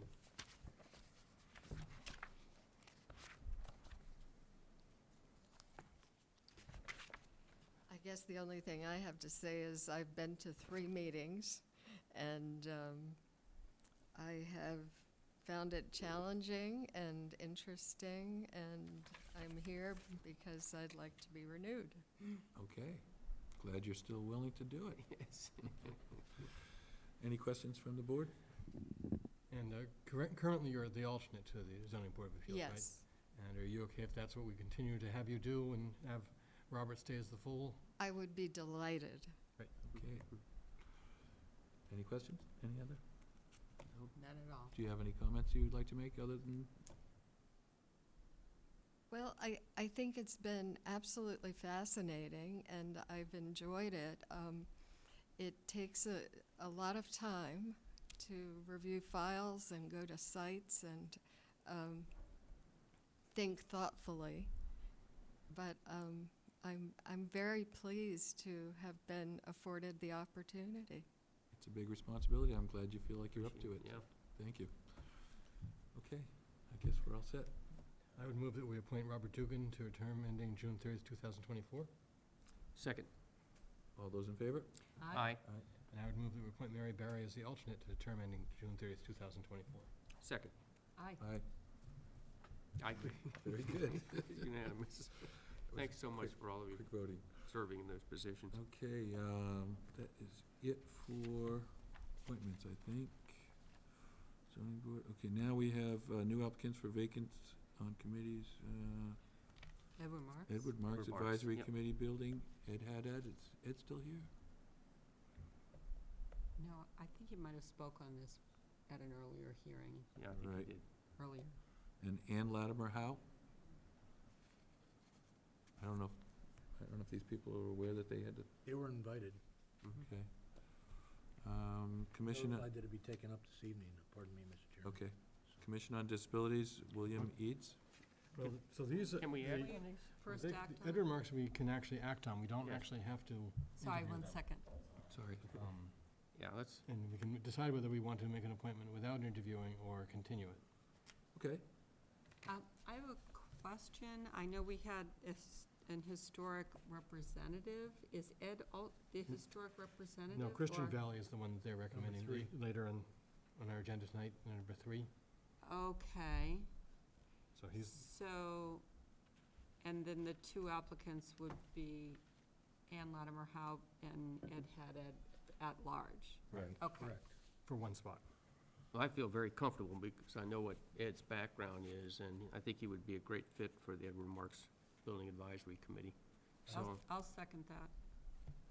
Okay, all those in favor of appointing Ed Haddad to the Marks Building Advisory Committee? Aye. aye. Ann Latimer Howe, I don't know Ms. Howe, do I? I don't I think think we're all set. Yeah, Oh, it's only the one position. just the one position. I see, thank Yep. you. Okay, Commission on Disabilities, William Eads, thank you. Hello, William Eads, applying for the position on the Commission for Disabilities. I'm a local attorney. I've been involved through family and personally in disability advocacy for many years, family for longer than I've been alive. Okay. And I'm a guardian to my younger brother who has Down syndrome, so I've been involved through various ways with that, especially, so. Okay, good. Well, that sounds like a good reason to be motivated. And I've worked with Kathleen Hain before on, actually interfaced briefly on the play space project she's working on. Right, I spoke with her earlier today, and she gave you a thumbs up. It was nice to hear. Yeah. Have you been to any of the meetings yet? I have not had the opportunity yet. I've been working on sort of my father has recently retired in his practice of law, and so I'm going off on my own, and so my last month has been largely office general stuff, but now I have time to devote to projects like this. Great. Okay. I could just say that I know the family well, and I would support William Eads, so I move that we appoint William Eads to the term ending June 30th of 2022. Second? Okay, all those in favor? Aye. Thank you. Thank you, Mr. Thank you. Eads. Next, we have Conservation Commission. Yep, Oh, we already done. Substance Abuse Commission, Michael Leslie. Sorry. That's a good sign. So yes, I am interested in joining the Commission on Substance Abuse. Okay. And I think they just changed the name to Substance Use? Yes, because it was, the acronym didn't Didn't fit with quite the, work out, so the we new switched it standard. around. And what do you think is your strong points on being able to help with I've been that? working in public health and social work for over 15 years. I worked for the Boston Public Health Commission for 4.5. I worked with the mayor's office in Boston. I helped start the first ever mayor's office of recovery services. I worked in a place called Paths, which was connected to the needle exchange up there. We got people into treatment all over the country. When I started there, nobody really knew about the place, so I put it on social media, and the amount of people we were seeing doubled. So that's why the mayor put in his office there. I helped get a grant with the Boston Medical Center for $1 million for a same-day Medicaid assisted treatment program. We helped set up a 311, which is the hotline in Boston. If you call and you have a flat tire or there's someone leaves their trash out, the complaint line, we made it so that you can call 311 for anything substance use related, and that call actually went to my phone. Went to the PASS program. Right now I work on Catherine Lee Bates Road at a place called the Clubhouse, Fairwinds Clubhouse. Right. I'm the employment unit coordinator there, and I help anybody with a mental health diagnosis find work. I also, real quick, I helped this woman whose daughter was really struggling, and this woman, her name is Maureen Kavanaugh, she went on to write this best-selling book. So I work with her in this huge nonprofit, and it's scholarships for sober housing, and between Magnolia and the Heron Foundation, and I also know Chris, but between Magnolia and the Heron Foundation, those are the two biggest ones in Massachusetts. I think we should grab him before he does something else. I would move to appoint Michael Leslie to the Family Substance Use Commission. Second. Okay. All in favor? Aye. Aye. Thank you, Michael. Thank you very much. Welcome aboard. Right. Appreciate it. Tell Mr. Haddad that we've already. Mr. Haddad, we already appointed you It's too to late. the Marks Building. That's what happens. If you leave, you get more work. You were over-interviewed. And that term was the term ending. That's the Marks Building. That's what you came back for, right? Okay. And that was the substance use was term ending June 30th, 2022, right? Correct. Okay, that's what we needed. Thank you. Okay. And the Waterways Committee, Chris Dunn? Yes. Oh, I'm sorry, I don't have that on. Do you know your name? What's your name, ma'am? Beverly Costa-Cialone. And what committee? Family Commission on Substance Use. So my term is up at the end of June, and it was supposed to be reappointed. Don't we have Okay. we have a whole battery of We do not have. committee reappointments? Yes, we do. It's on number 6 of the sheets that we have here. Okay, but how many positions are open? That's Because sixth a on lot the of this agenda. is not accurate. Oh, that's under 6 on Right. committee reappointments. Correct. This is a For reappointment. some reason, we have this kind of, But how many openings are there? We don't, it's not listed. On the There- Substantive Commission? There were 2 that were not reappointments. And so the reappointments, There's one free spot. If I get reappointed, there's one spot left. Right. Correct. Right, There are okay. two vacancies. there's 2 vacancies, not including the reappointments. So you just filled one of the 2 vacancies. So there's still a spot? Yes. That's what I Still, was no, worried it's still about. even a spot after she's reappointed. Okay, great. okay. So Well, we're gonna keep it in order. It's on number 6, so it's coming up soon. But thanks for pointing that out. Okay, Back to Waterways Committee. yes, Waterways Committee, Chris Dunn, please.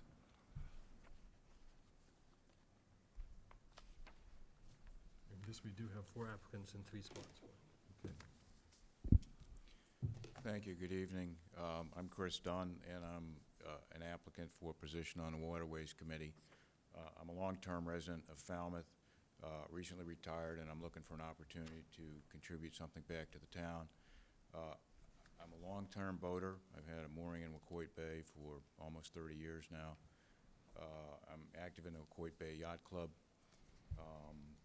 I've been working a little bit with the Yacht Club and the Waterways Committee to date on assessing the conditions of the navigation channel in Wacoit Bay with the potential for undertaking some maintenance activities in the channel.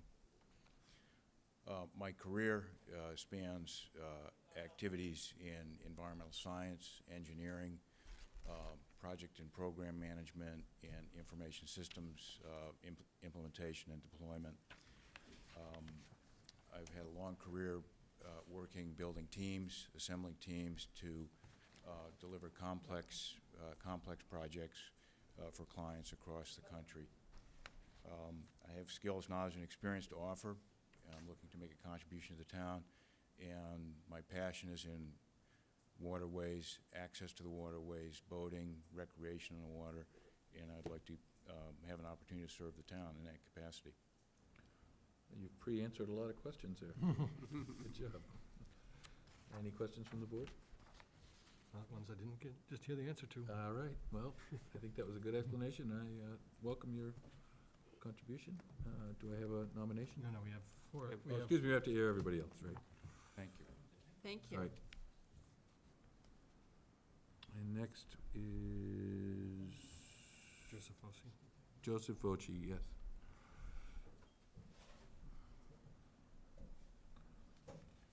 I only have 2. Welcome. Okay. I've reapplied. I served on the Waterways Committee for the 9 years in the early 2000s, and I aged out, or whatever. No, I We don't didn't. like to put it that way. Don't admit to that. Termed out. So I saw that there was another opening, and I just applied for it. And like the gentleman had a bit before me, you know, the town has always given me a lot of stuff I'd like to give back to the town. Been a lifelong boater for a long, long time, more than I want to talk about sometimes, but other times it's been a very passionate thing of mine. I also worked on the task force for the Falmouth Inner Harbor mooring Reconfiguration? reconfiguration, thank you. Right. And that was in the early 90s, so I'm really familiar with Falmouth Inner Harbor, and I also enjoy a lot of recreational boating up and down the coast and as far out as Wisconsin. And I am heavily involved in a nonprofit sailing program where we service about somewhere between 150 and 200 kids. It's a community-based program out of the Falmouth Yacht Club. I've been the president of that organization for several years, and it's a great enjoyment to see young kids learn the art and science of sailing. Mhm. We previously had a coastal pond management committee that was coming up with a new mooring plan for Green Pond and hopefully for other ponds, but unfortunately, we suffered 3 losses in that committee. 2 of the most important members passed, and the committee's been inactive. I wonder if sometime in the future, the Waterways Committee might take up the mooring planning, but you don't have to promise anything, but just keep that in mind, now that you've mentioned you worked on it before. It's a hot button, as we all know. Right. And we also know that the harbor master has ultimate control over it. Right. But it worked out well on the task force that I worked with in the reconfiguration. There was a lot of work that went into it. It was almost 2 years in the process of trying to reallocate or relocate and do that Right. whole process, so. Well, there was a long process that that previous committee went through to get to where they were at. So a lot of the work was done, and I'm sure the harbor master has those records and. And working with Greg, I think he's a real asset to the town. I think he's very fair in his administration of his duties. And it was always a pleasure to work with him in the 9 years I served on the committee. Good to know. Okay, is that anything else from you? Okay, thank you. Any questions? Thank you. Okay. Next, Charles Eastman? Good evening, everyone. Good evening. I'm here to get reappointed to the Waterways Committee. Basically, I've had 3 years on the committee. I've learned a lot, and I'll probably learn a lot more if I get reappointed. Like the others, my family's been here a long time. I've been in boating my whole life. I've been involved with the West Falmouth Boat Club, which oversees the West Falmouth Harbor. I own the tackle shop, so I get to interact with boaters and find out what their issues and problems are. And that's pretty much it. Okay. Thanks for continuing. All right. Any questions from the board? Well-known commodity. And Dan Shearer.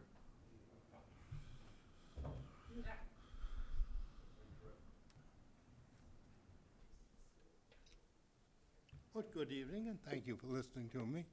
I've been on the Waterways Committee for, 6 years? This would be my last 3-year term.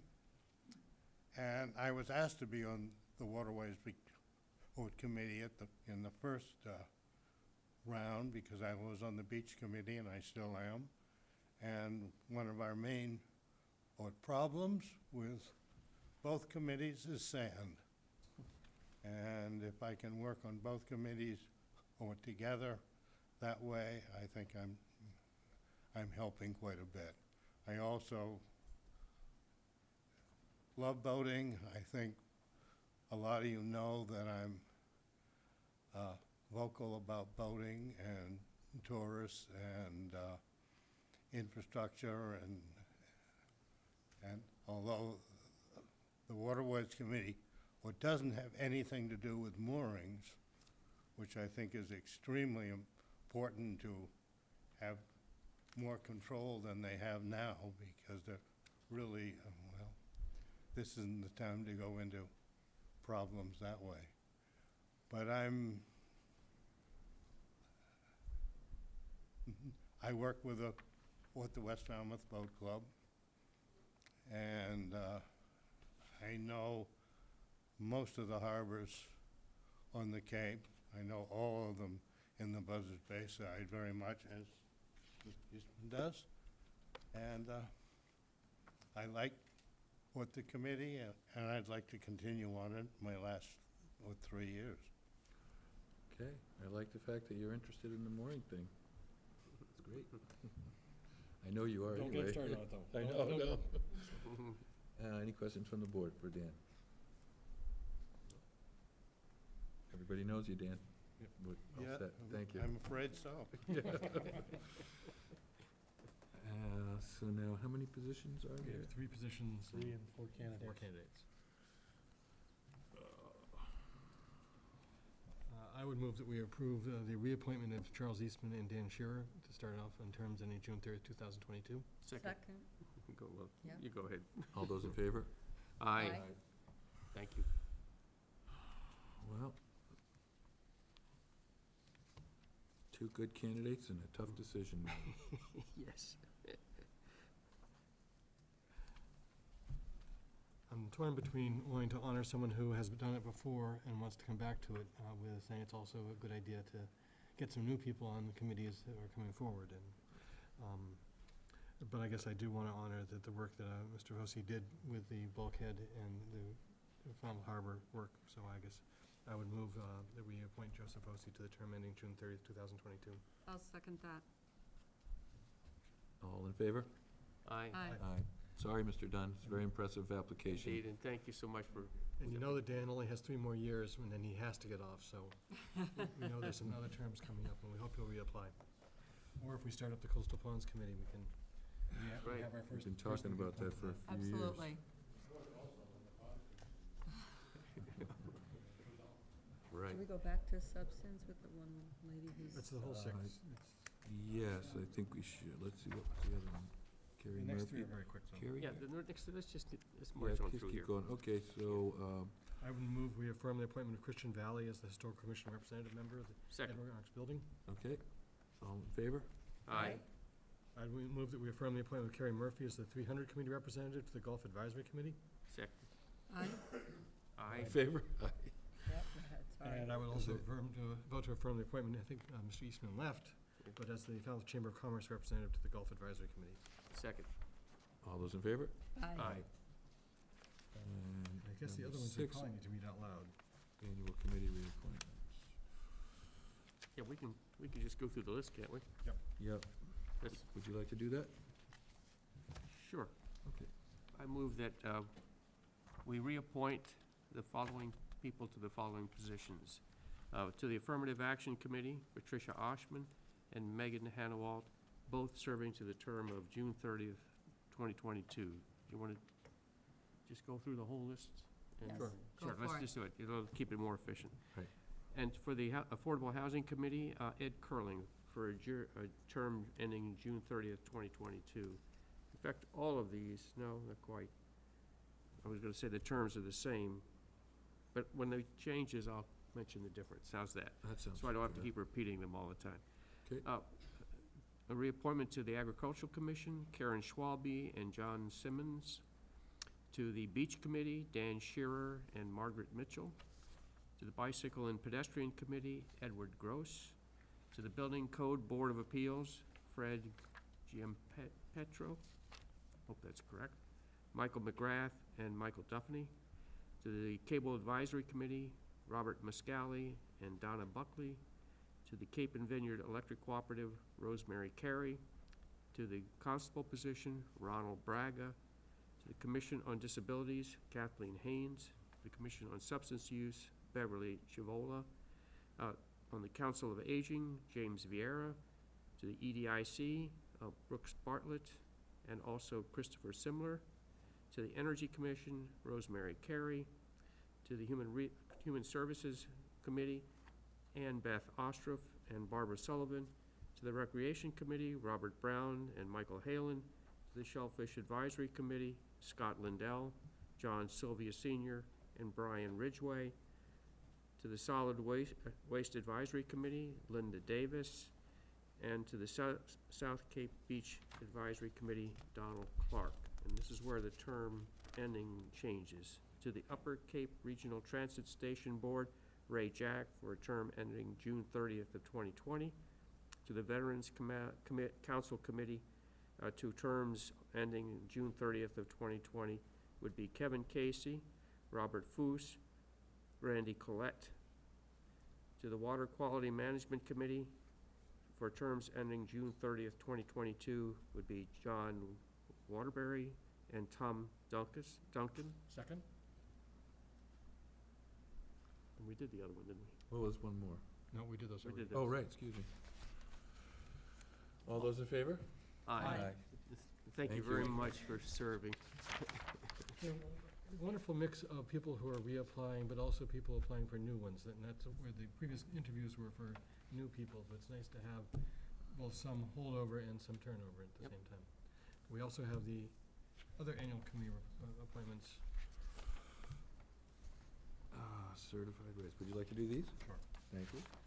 To the certified weighers, Cape Cod Aggregates, terms ending June 30th, 2020. Linda DeVito, Paul DeVito, Ted Freeman, Jennifer Quinn. Certified weighers, term ending June 30th, 2020. To the wastewater treatment facility, Charles Pyers, Cruiser Keller, Stephen Parsons, Stephen Devonis, Corey Melamed, Devin Musarski, and Ronald McLaughlin. And certified weighers, Transfer Station, term ending June 3rd, 2020, Ernie Santos, Carlos Rebello, William Baldwick. And to the Veterans Council Committee, appointed by these organizations, so we're affirming these appointments. Falmouth Military Support Group, Carol Kenny. Veterans of Foreign Wars, Post 2569, Ron Dyer. Disabled American Veterans, Louis Souza. And the Falmouth Lodge number 2380, BPO Elks, Colonel Edward T. Van Kempern, term ending June 3rd, 2020. Second. All those in favor? Aye. Aye. Thank you. Next, we have summary of actions, licenses, application for agricultural liquor license, Cape Cod Winery, Falmouth Farmers Market, Marina Park. Someone here from Cape Cod Winery today? I'd move approval. Second. All those in favor? Aye. Thank you. And a vote to authorize the use of $9,500 from the AFC mitigation funds for Walkway Bay watershed nitrogen allocation evaluation. So moved. Is there a second? Second? All those in favor?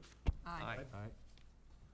B, vote to accept donation to the Beach Department donation account from Robert and Susan Catalano in the amount of $500 for David's Old Silver Swim Award.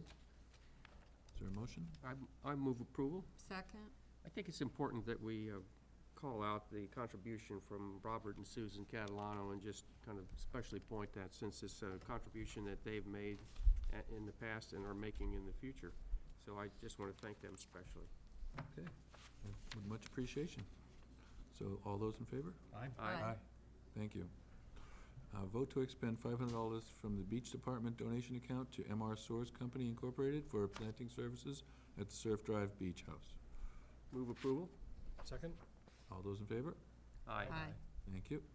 Special events, new recommended fashion show, Samantha Peters, Inspiration is Everywhere Incorporated, Main Street Sidewalks, Saturday, August 10th, 2019. Ms. Peters? Hi, thanks for coming. Just didn't know what the event was, and we were hoping to get a little more information from you. Okay. So it's, Could you introduce yourself first? okay, I'm Samantha Peters. I'm the president of Inspiration is Everywhere Incorporated. We're a nonprofit in Falmouth. We do community outreach events as well as community assistance for people who fall between the cracks of other assistive services. So the fashion show was, it was an idea for a way to showcase local clothing and jewelry designers who are from Falmouth by using a team of a few local aspiring models to walk up Main Street from the Village Green up to the Shore Street crosswalk and then back down the other side, just in a continuous loop once around without stopping or anything like that, with an auction following over at Ambets. At Ambit. And so these are like homemade fashions? Mm-hmm. Oh, okay. Yeah, homemade clothing and jewelry. And I think someone else makes doll clothes, so we'd have somebody walking with a doll or two. Okay. And how will they find out that the auction's occurring at Ambets? We have flyers and things like that that we've made that we were going to put around town. We have social media outreach, Facebook, Instagram, and then the 2 or 3 people who are leading the models will be having T-shirts with information on them instead of carrying, like, say, large posters or banners. And I think the other reason we wanted to have you come in is just so that another way of getting the word out that this is happening as opposed to Yes. no one knowing exactly what's going on. Good question. Yes, ma'am? Who is this benefiting? Since it's a nonprofit, is this for benefit of a town organization? It'll be benefiting the nonprofit organization, and we're splitting the money also with the designers themselves. So the nonprofit organization that does what? We do 2 main things. One of the major things we do is host community events that take place outside of the local bar scene, so that people who are in recovery or under 21 have alternative places and venues to, participate in art and music and dance events. And then the second main thing we do is the gap filling for our large but imperfect network of assistants that we've got. People can come to us with whatever they need help with in their lives, and we can either use our network of other nonprofits and business professionals and services to help people get information or get signed up with those services, or if they don't qualify, or if there's just a problem with, you know, the length or terms of, you know, their services. We pick up whatever the slack is in any way we can. So are you a 501c3? Yes. And how much of the money, because Falmouth is giving up some of its sidewalks, some distraction, maybe needing professional services from Falmouth, how much of the money will stay in Falmouth? All of it. And how do you vet that and account for it and advertise that this help is available? Like, do you work with Human Services? A little bit. We do a lot of referral services for like the Service Center, St. Vincent de Paul, Falmouth Human Services, wherever we think people, you know, will benefit the most. But we've got, what was the other part of your question? It's the How does the money stay in Falmouth, and what organizations do you work with in Falmouth? Okay, so the money stays in Falmouth. We help people who live in Falmouth, who are Falmouth residents. That's our main focus, is giving community support to people who live here. That's through an application process that they do. And do you have a board of directors? Yes. Thank you. Thank you. Okay, is any comments from the public about this event? Any, I move approval. okay, Second. all those in favor? Aye. And Thank you very much. Thanks Thank very you. much for your service. Okay, next we have status report on current conditions at Minot Beach West. Peter McConerty. You're only 2 minutes behind schedule. Pretty good, Mr. Bad for a rookie, huh? Very good. With all the help. Thank you, Mr. Chairman.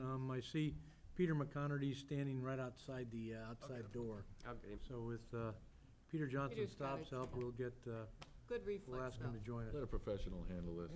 Excuse to stand up. He's not used to us running ahead of schedule, I believe, on normal presentations of the board. So good to have a little Good surprise job, on that. Doug.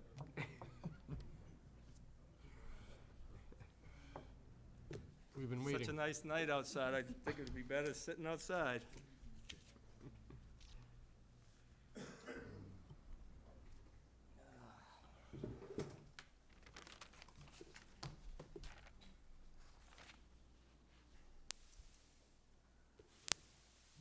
Get settled up here.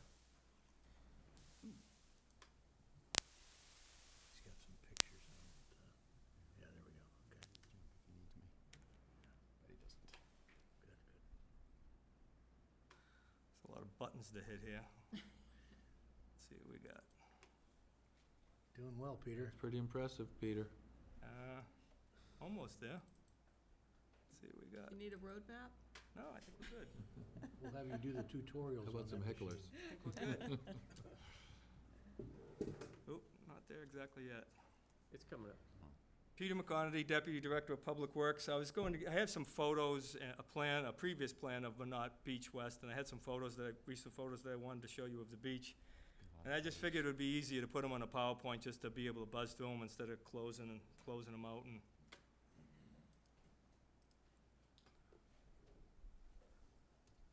so this is actually the last Selectmen's meeting we did we were talking about Minot Beach Minot Beach West with some of the safety hazards that were on the beach. Right. So we were asked to come back and do this update tonight. This plan is a plan back in 2012 that Public Works had created for removing there was pieces of the old water main on the beach, there was pieces of the water gates that were on the beach, and there was some of the piles that were on the beach. So we created this plan, went through the Conservation Commission, and they allowed us to get access onto the beach to remove the items. So that took place back in probably 2013. The area that we're talking about in this area is, the reason why I brought this plan up is the old bridge is this area here, and there's a structure in this area right here. It's an old building foundation in this area right here. The red arrows on the plan just show the truck route where the trucks were able to come in and off the beach. So we work closely with Conservation Commission to do that, and to allow some of our small machinery on the beach. So this photo here is, there was a lot of conversation at the last meeting about the building foundation and it being unsafe, and there was areas under the building foundation where there's re-rods sticking through, and there was bars sticking out that, you know, if kids climbed under, someone could get hurt. So what we did is we secured this all off, we fenced it all off with snow fence, and we put, there are signs up on the dunes that basically say hazards, you know, beach hazards. So this area was secured. This is a photo here looking at the old wooden bridge. Once again, the next morning, Public Works went out and did all this work because we knew there was some safety hazards out there that needed to be addressed. This shows the bridge. What we did is we went out actually with the old creosote tempers, we went out with chainsaws and we were able to cut off pieces of the bridge to make the walking path on the side over here. So beachgoers could go up to the side of the path, get over the bridge and get onto the west side of the beach. And we blocked off the entire wood part of the beach so no one could get onto the beach. There was some spikes sticking out of the beach. There was some nails sticking up through the tops of the timbers. We knocked them all back. We covered them over, so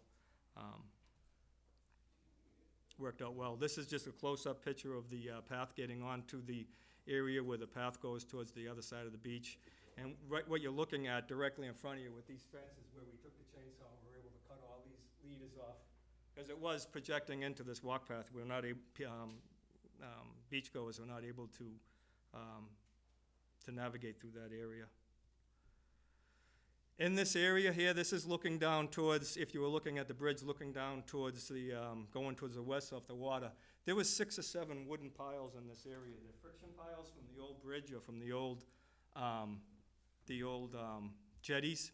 And basically, actually, you can see a couple of them sticking out of the water out in this area up in there. Oh, yeah.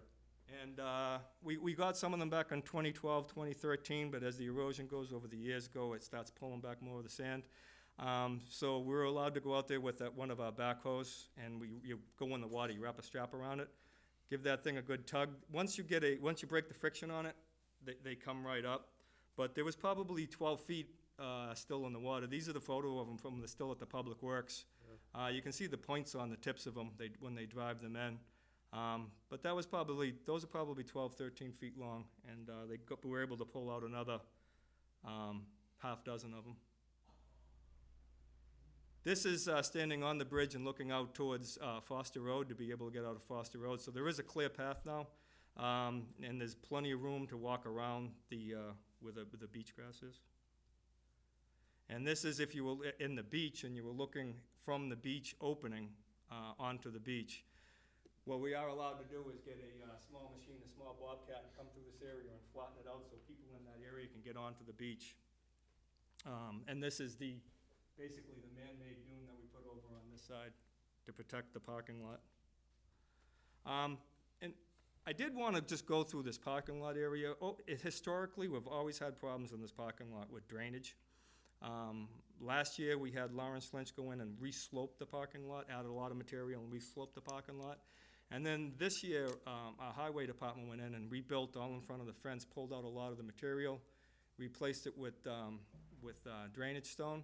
So we had a lot of heavy rains on Saturday and a lot of rain last week, and half of this parking lot would be underwater, if not more. And you can see it's completely dry, and this was taken this morning. So that actually is good news, because what happens is the vehicles get on the parking lot and they just keep on hitting those ruts, and it just gets worse and worse. Great job. Yeah, and this shows the other side. What this does show is on this corner over here, we used to put the beach trailer. Beach trailer doesn't fit this year because of the dune and the other things that are in the area. But with the trailer not being there, we did put up some other bounce houses. But with the trailer not being there, it gives more of an access for beachgoers to get onto the beach. It's not up at this point in time, but there is a concrete pad down at the end, down in this area, for one of the shower towers that, that used to be buried in the past. So you're not used to not be able to see that. So as of right now, for the summer, it is safe out there for the summer, and we monitor it. We go through and we monitor it. But this is something that we've been going through over the years. And I believe this is the last photo, so yeah, it is. So I'm just going to put up the first one. So that's where we are at this point in time for the update. As far as moving forward, what's going on with the beach, as I mentioned last time, is we do have, we are contracted with our coastal engineering consultants. At this time, they're putting the plans together for the design and for the permitting. So that is forthcoming. In conversations with the consultant and with the director and with our town engineer, we're looking for late summer, early fall, hoping to get something in. And then we'll be able to move forward with the permitting and the design, going through the permitting process. So I do believe that you've already had a presentation on the beach and what's proposed out there, so I didn't want to get into that. Everyone knows what's proposed out there, but at least it'll get us moving forward. So we're probably looking at the fall timeframe. I appreciate your work out there. It's, at least we can get through there and pedestrians can get to the beach. Yeah. There's a lot of restrictions on that beach because of things that have happened in the past, so there's only so much that Public Works can do out there. But we do work well with conservation. They, you know, it's usually a phone call or a text. They meet us out there. What are you looking at doing? And they allow us to do the work. So yeah, all this work the photos that we just showed you was done the next day on the following Tuesday. So Could you now tell us about the east side? the east side. I guess there's a sand pile there that came from the dredging that we received an email today from the beach committee about, that I guess they can't spread the sand, or when they dredged it, they didn't spread it right away, and it's now sitting there, but now there's a piping plover nest on the east side of Minot Beach. It's a big mound on the whole left side. It's This is small mountain. This is news to me. This is the first I'm hearing about it. When I went this morning, I went to the west, and then I came back through and went back up Davisville. I didn't go to the east. Well, then we'll give you that to take. Something we can take a look at, though. Honestly, I went out and looked at it, and it's a big hump, but I mean, I think people can probably still use the beach. I don't know why the beach committee felt like it was not usable. I think they're just not happy that it didn't get done. They want their beach. Are they saying it's in the parking area? No, it's not. It's on the beach itself. It's on the beach. Is It's it just- fenced? It's not fenced. It's just a big mound of sand, so, you know, some people are gonna be up on the mound, and some people are gonna be, But so isn't the plover nest typically fenced? Isn't that normally what we do if there's a plover, so folks don't disturb the nest? I didn't get out and walk around, so I can't say that there wasn't a fence. Okay. Yeah, sometimes what conservation will do is they'll call Public Works if there's a nest over there, and we put up some of the orange fence until 4th of July or the second week in July. Give them a chance. Sounds like there's a little disconnect. Well, Anyway, well, let's We can take a leave look it to our into it. town managers to, the Figure beach out committee what- just asked us to make the announcement that that's the condition, and the beachgoers might be having to deal with some issues out there, so. We can check into it. We can go out and check it out and talk with the Conservation Commission. If there's something that can be done, Well, I think they've already kind of figured out that the plovers are gonna be fledglings before, in early July, and then they're gonna hopefully squeeze in there and grade it out. But and But be able to it get us does out. sound like some coordination is needed, so that would be Agreed. appreciated. Thank you. Yeah, if it's if it's the plovers, then we're not gonna be allowed to be able to walk on the beach, but we're not gonna be allowed to get any machinery or equipment out there. Right, until they fly away. Right. Okay. Can I ask you a question about this area? I know you just said you didn't want to get into this project, but just a question that I have. If we're not successful getting permitting for the groins and the nourishment, will we rethink the bridge and maybe let nature take its course here? And Yeah, well, our director is also here tonight, and he can speak to it. He is here, okay, he is here. But I will say that we have worked with our consultants, and basically the bridge is at a point right now, the bridge is waiting for the beach project. The bridge is at a point that it's towards final completion, that's what I'm so saying. If we're it's not all going to get contingent. if this doesn't get approved, we're not going to do that, right? There would have to have some other conversations on it, because we wouldn't want to be building a double span, twice as long bridge for a roadway that could be, Not there. it's gonna be vulnerable and could be gone in, 20 years, 25 years, so. Right. But the Coastal Resiliency Action Committee's recommendation was to just nourish every 8 years and be able to make it last long enough for the bridge also. So But there's another solution that doesn't involve doing the groins, even though I'm supportive of that, that's what we voted for. even though there's a moratorium on nourishment on that section from the Conservation Commission. That's on the, I thought that was on the east side, not the west side. No, that's on It's the west on side. the west side, yeah, and I think, so that, what that would be is, I think that's a 2010, 2011 dredge permit. The dredge permit can just be amended. We can amend the dredge permit and put it back through to go back to, see if we can do some nourishment. I mean, it does take some time, it's not an overnight thing, but we could go to look to, the original permit was done through the Woods Hole Group, and we could just access that permit and look to resubmit and amend it. All right, thanks. Any public comment? Any public comment on this project?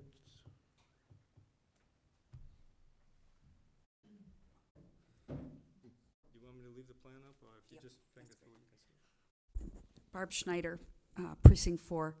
So first, I want to thank the DPW because within days, hours, they were out there after we spoke about how upset we were about the beach, and they listened to everybody and found a way to make it work. And I want to tell you that 2 days later, I called Mark Finneran and I said, "You're not going to believe this. They got a path to work." And he said, "How did they do it?" And I said, "They cut the edge off the old bridge and made it work." And he went, "They actually listened to me and did something I suggested?" And I said, "They certainly did." So thank you, Mark, for that, because it worked really well and it makes it look so natural. This is such a better fix to get through this summer. But what I'm not hearing, and I was listening carefully and I was trying to read between lines, I'm not hearing anyone commit to a plan A or a plan B. And as we've all said from East Falmouth, we don't want to see this project, these pieces that are fenced off like this, which will be worse through next winter. All those fencings, everything will be down. We want to have a plan that they're going to be removed, and we don't want it to get tied up for 2-3 years. It has to get taken care of. So if we're waiting on this big project, and I'm hearing fall, and I know September 1 is the deadline for the November warrant, is there a way that we could go ahead and have a warrant article an article for the warrant that would allow for a plan to remove those structures and replenish the dunes, and it can always be pulled in the event that the big project gets taken care of and this doesn't need to happen. But I would love to see us have this backup plan in place so that during the winter next year, we have a way for these structures to be removed. Thank you. Can you comment on that, Peter? What I remember hearing from the Woods Hole Group is one reason to leave them there until the project is done is that moving these, not to say it's this exact stone, but moving equivalent stone from here to the groins is what's most likely to be approved. And if that project doesn't get approved, I think we could have the fallback plan that Dr. Schneider's talking about that would then remove them completely. But I think the ultimate hope is that we can take the volume of stone there and move it into the groin. Maybe I'm remembering incorrectly, but. Yeah, so we do have, the plan that we do have is in progress, and it is going to incorporate all the permits that are required. The permits to remove, I don't believe that we're looking at removing revetments of stones. I think what we're looking at is, what Barbara's talking about, is the wooden bridge superstructure and the concrete foundation. So that type of permitting, it's the same permitting if we did the whole project or if we did that project. It's the same exact permit. It's going to involve the same agencies. It will take time to do both of them. But if the decision was made to put basically a holder or a filler on town meeting to see where this project goes or that project goes, I mean, I think it would be a group decision. I don't know if the director, I don't know if Ray, you have more to say about it, but I think it would be, it'd be just a group decision of what direction do we want to go with. I think I'd love to hear Ray's view since he's right here. You're used to this. What Selectman Brown was referring to was structure trading, which is part of the permitting process, in that it can result in no net adverse effect if you're removing certain stone structures and installing certain stone structures. The old revetment for the old bridge that extended out into the water, you can't see the stones anymore, but they are beneath the water area. That is the actual structure trading that we'd be looking at. But as Mr. McConerty indicated, the permitting is the same, and the permitting is extensive and expensive. So doing separate projects is not the economical way to do it. We've incorporated the bridge as well as the foundation design and removal as part of the current process that we're undergoing with the groins and beach nourishment. So we do expect that by the fall, we would have a plan that will result in initiating the permitting. The permitting is not as extensive as it is for doing a bridge, but it is time consuming. So it would be sometime next year that we theoretically might be able to have the permits in hand. And if so, then we would be engaging the contract. And that contract would actually be the complete contract.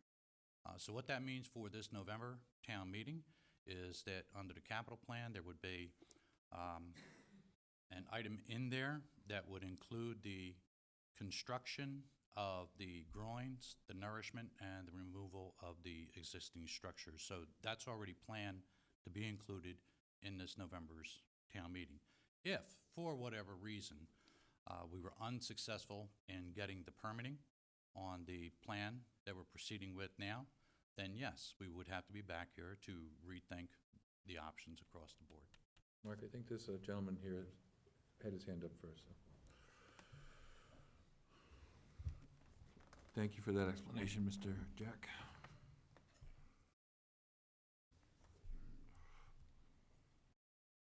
Thank you very much. My name is Dean Lundgren. I'm president of the Davisville Association, and also Mary Ellen Allward, who is president of the East Falmouth Association, would have liked to have spoken tonight, but she is out of town. Let me just make a few comments, piggybacking on what Barbara said, and I appreciate the other comments here. This is my 75th summer here, and I remember the old bridge with the old inlet and all that stuff, and we greatly appreciate the work that was done immediately after this last meeting. But I would like to also emphasize that we really think it's very important, and I know it's very complicated, and I'm not a marine engineer, but to get that old wooden bridge out of there is really important. I think the town and the area has dodged the bullet. It's been 33 years since that bridge has been obsolete. It was 1986 when the new bridge was built. That should have been 90 feet, but was 50 feet, and now we got to spend $5 million on that. And I would just like to say, for the people that live in the area, and for the town's benefit, that old bridge has got to go. I mean, we have been very fortunate that there weren't serious accidents. It gets worse every year. I have great sympathy for all of what you're trying to do. It's very complicated here. But in any case, I'm very supportive of the groins and the new bridge. But this wooden bridge really has got to go. It should have gone 33 years ago. But thank you for listening. Thank you.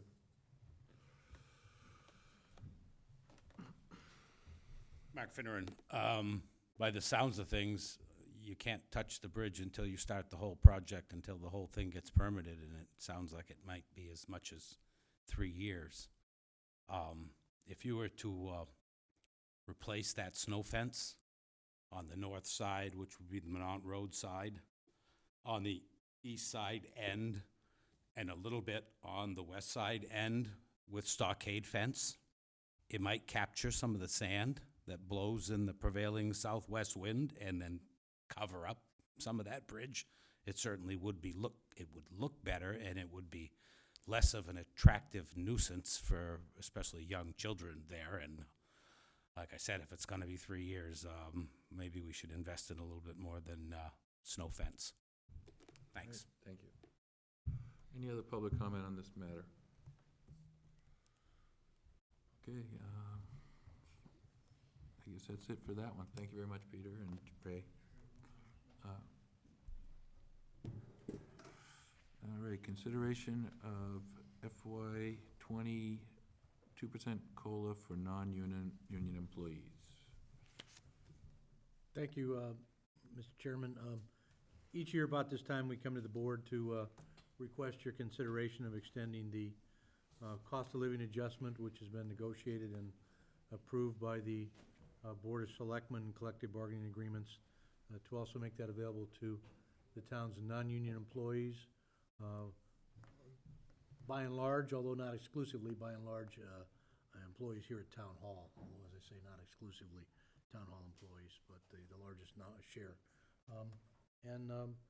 As a reminder, those funds have been set aside and anticipated in the FY '20 budget, which begins here July 1, and was presented to the Finance Committee and Town Meeting, and is part of the adopted budget. So those funds are in the budgets now for the fiscal year, which begins in another week, but it would require the vote of the Board of Selectmen to extend that 2% to our non-union colleagues as well. And just as a reminder of the email you sent us, that does include you. Yeah, I was going to ask. That's part of the contract. Right, I was going to ask separately for that, Selectman Jones, thank you, but yeah, I would ask that it respectfully include the town manager as a non-union employee as well. As Sam mentions, Selectman Patterson mentions, there is a provision in my agreement with the board, but I like to bring it up and raise it independently as well. Okay, any comments from the board? I move approval of the 2% cost of living increase for non-union employees, including the town manager. Second? All those in favor? Aye. Thank you. Thank you, members of the board. And presentation discussion of the Cape Cod Canal Transportation Study, Ray Jack, Director of Department of Public Works. Yes, ma'am. Thank you, Mr. Chairman. Good to be back.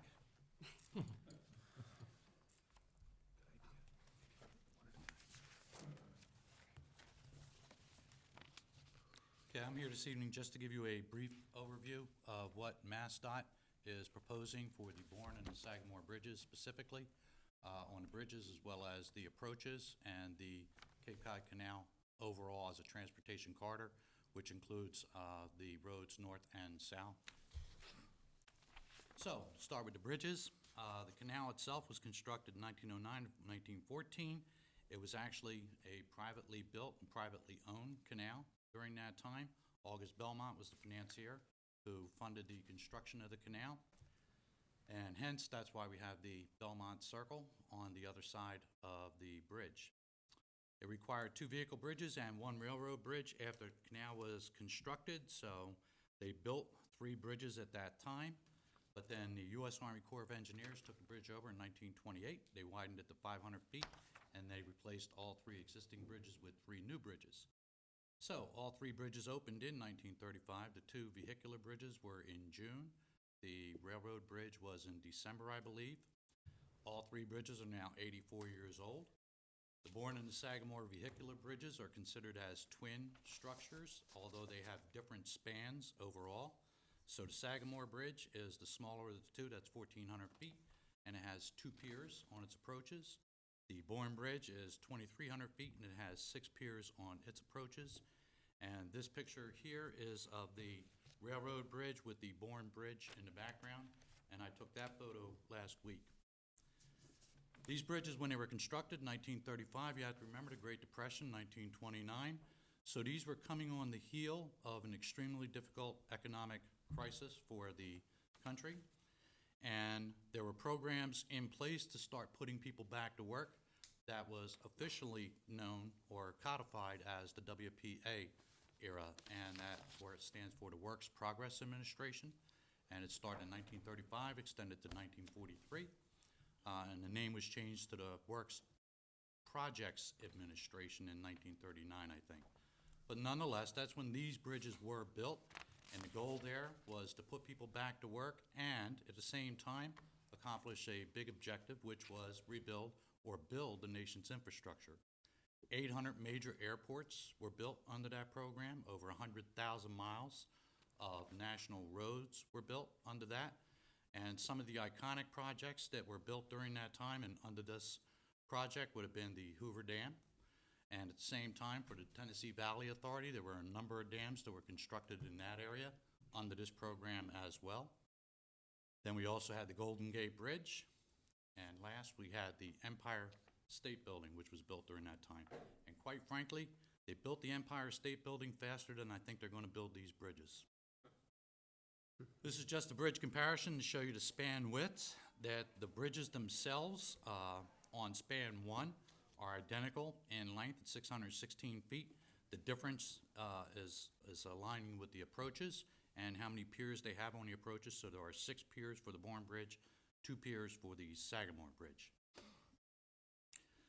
Believe it or not, I took this picture as well, but this was a couple of years ago in a helicopter. But this is the Bourne Bridge, and on the left side, you can see the rotary on the Falmouth side of the bridge, and this type of bridge is known as a truss-style bridge, the truss being the arched portion of the bridge, and the deck below it is suspended by cables and/or steel rods on this. Here you can see 5 of the 6 piers for the bridge. The last one, of course, is outside of the picture. Overview. This study by MassDOT began in 2014, so it's been 5 years in the making. Purpose was to reduce delays at the Bourne and Sagamore bridges and their approaches. Both bridges and their approaches are considered functionally obsolete by today's standards. Bridges are 85 years old at the end of their useful life. Second purpose was to streamline and reconfigure the approaches. And the third major purpose was to incorporate multimodal and American with Disabilities Act options, because they currently don't exist, not only at the bridges themselves or the approaches, but also corridor-wide along the whole canal. So we're talking about pedestrian facilities, bicycle facilities, and even 1 or 2 park and ride lots. There are already 3 in existence now, but they're generally full and they get a very, very heavy use. So multimodal transportation and mass transportation is also part of the equation overall.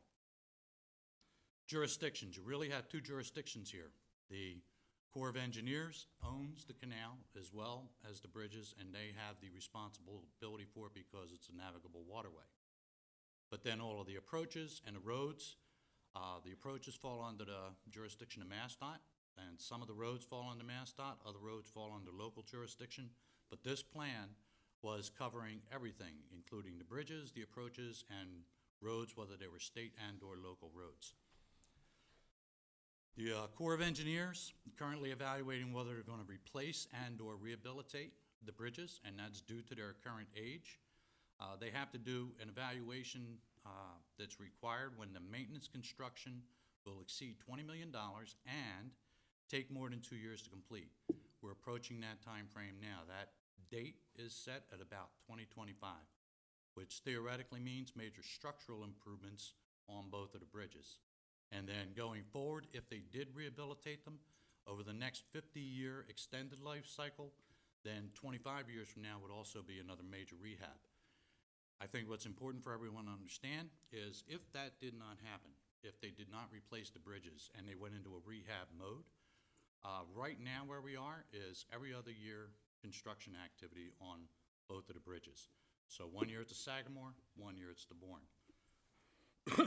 But very shortly, within the next few years, it will be a major disruption if they go to rehabilitate them. It's my opinion the replacement's going to prevail, but the replacement costs have not been stated fully yet, but I fully expect that the bridges themselves are going to cost in excess of $500 million a piece. So you're looking at $1 billion just for the bridge replacements alone. What I can assure you is the rehab costs are going to be substantially less than that. So fortunately, the state is working very closely with the Corps of Engineers on this whole overall project, and the state is going to have more than a $500 million investment in this as well. So if they work well together, then it's entirely possible that within the next decade we could have new bridges, new approaches, and a whole new system. So if they do replace the bridges, they'll be constructed on the inside area of the existing bridges, which means it would be to the east of the Bourne Bridge and to the west of the Sagamore Bridge. There was an utterance about a 3rd bridge in the middle. I don't see that as ever coming to fruition, and it'd be very, very difficult for it to actually relieve any of the impact on the existing bridges anyway. And if they did replace the bridges, then the funding theoretically would be separate and federal, meaning would come under the Corps' responsibility solely if they replace the bridges in kind. In kind means we currently have 2 lanes each way and a 5-foot sidewalk. They would put 2 lanes each way with a bike lane, 12-foot bike lane. They would have median, they would have shoulders, and they would have a 6-foot pedestrian path, but still only 2 travel lanes. So that's if they replaced it in kind. If they went with the state's suggested approach, and I'll be showing you what that design looks like, it's a very wide bridge at 138 feet. However, it incorporates 3 travel lanes, and that 3rd lane is actually considered an auxiliary lane, like an acceleration and deceleration lane and a turning lane. But it would be very, very beneficial as far as the overall traffic volumes. So it could be strictly state funded for or federally funded for the bridges, or it could be shared, meaning literally the state would be expected to pick up the excess tab if they went with the state's design. All the roads and approaches are under the jurisdiction of MassDOT and/or local community, and the current study focuses on improvements, and it presumes that the bridges are going to be replaced. So try to keep that in mind as I move through this. So the study area from MassDOT is 4 miles north and south of the canal, because logic says that you have to be able to identify the major approaches leading up to that area specifically, because the canal area within a mile is the focus area, but that is the choke point. So they have to be able to identify what the overall traffic patterns are north and south of the canal. Communities that are most affected would be Cape Cod communities. All of them, including Martha's Vineyard, Nantucket, are dependent on the travel scenarios up here. But the ones that are most affected and directly affected would be Bourne and Sandwich. So they have more of a vested interest in the outcome overall. This is the state's version of what the bridge replacement would look like. So on the bottom, that photograph is the existing bridge, which is 48 foot wide, and it only has a sidewalk on the one side and the 2 travel lanes, and it has no medians and it has no buffer zones. The upper picture gives you 3 travel lanes, one of them designated as an auxiliary lane, and it gives you 4 buffer zones, a median, a sidewalk, and a bike lane. So, when the state went into this transportation study, they started looking at various improvements in a case scenario mode. So they start with number 1, go up to number 3A, so there's actually 7 case scenarios they developed, and each one starting with 1, they subsequently built upon the other, the one preceding it. So the one after it generally includes those improvements that were included in the case scenario before it. In the end, you have case 3 and case 3A. They're fairly similar in their costs. 3A is the preferred alternative, and I'll be showing you what they look like on the next slide. So that is what they hope to do. Each case was considered separate because the state was presuming that whether or not the bridge got replaced, some of these improvements were going to have to occur. So that's why they did it this way. But yet at the same time, with some minor modification, each one of these scenarios could theoretically be adjusted for a bridge replacement project. Primary difference between case 3 and 3A is that 3A includes a highway interchange at the Bourne Rotary. And if that were the case, then one of the projects that was included in one of the other cases, the Route 28 northbound ramp to Sandwich Road, wouldn't be necessary with an interchange.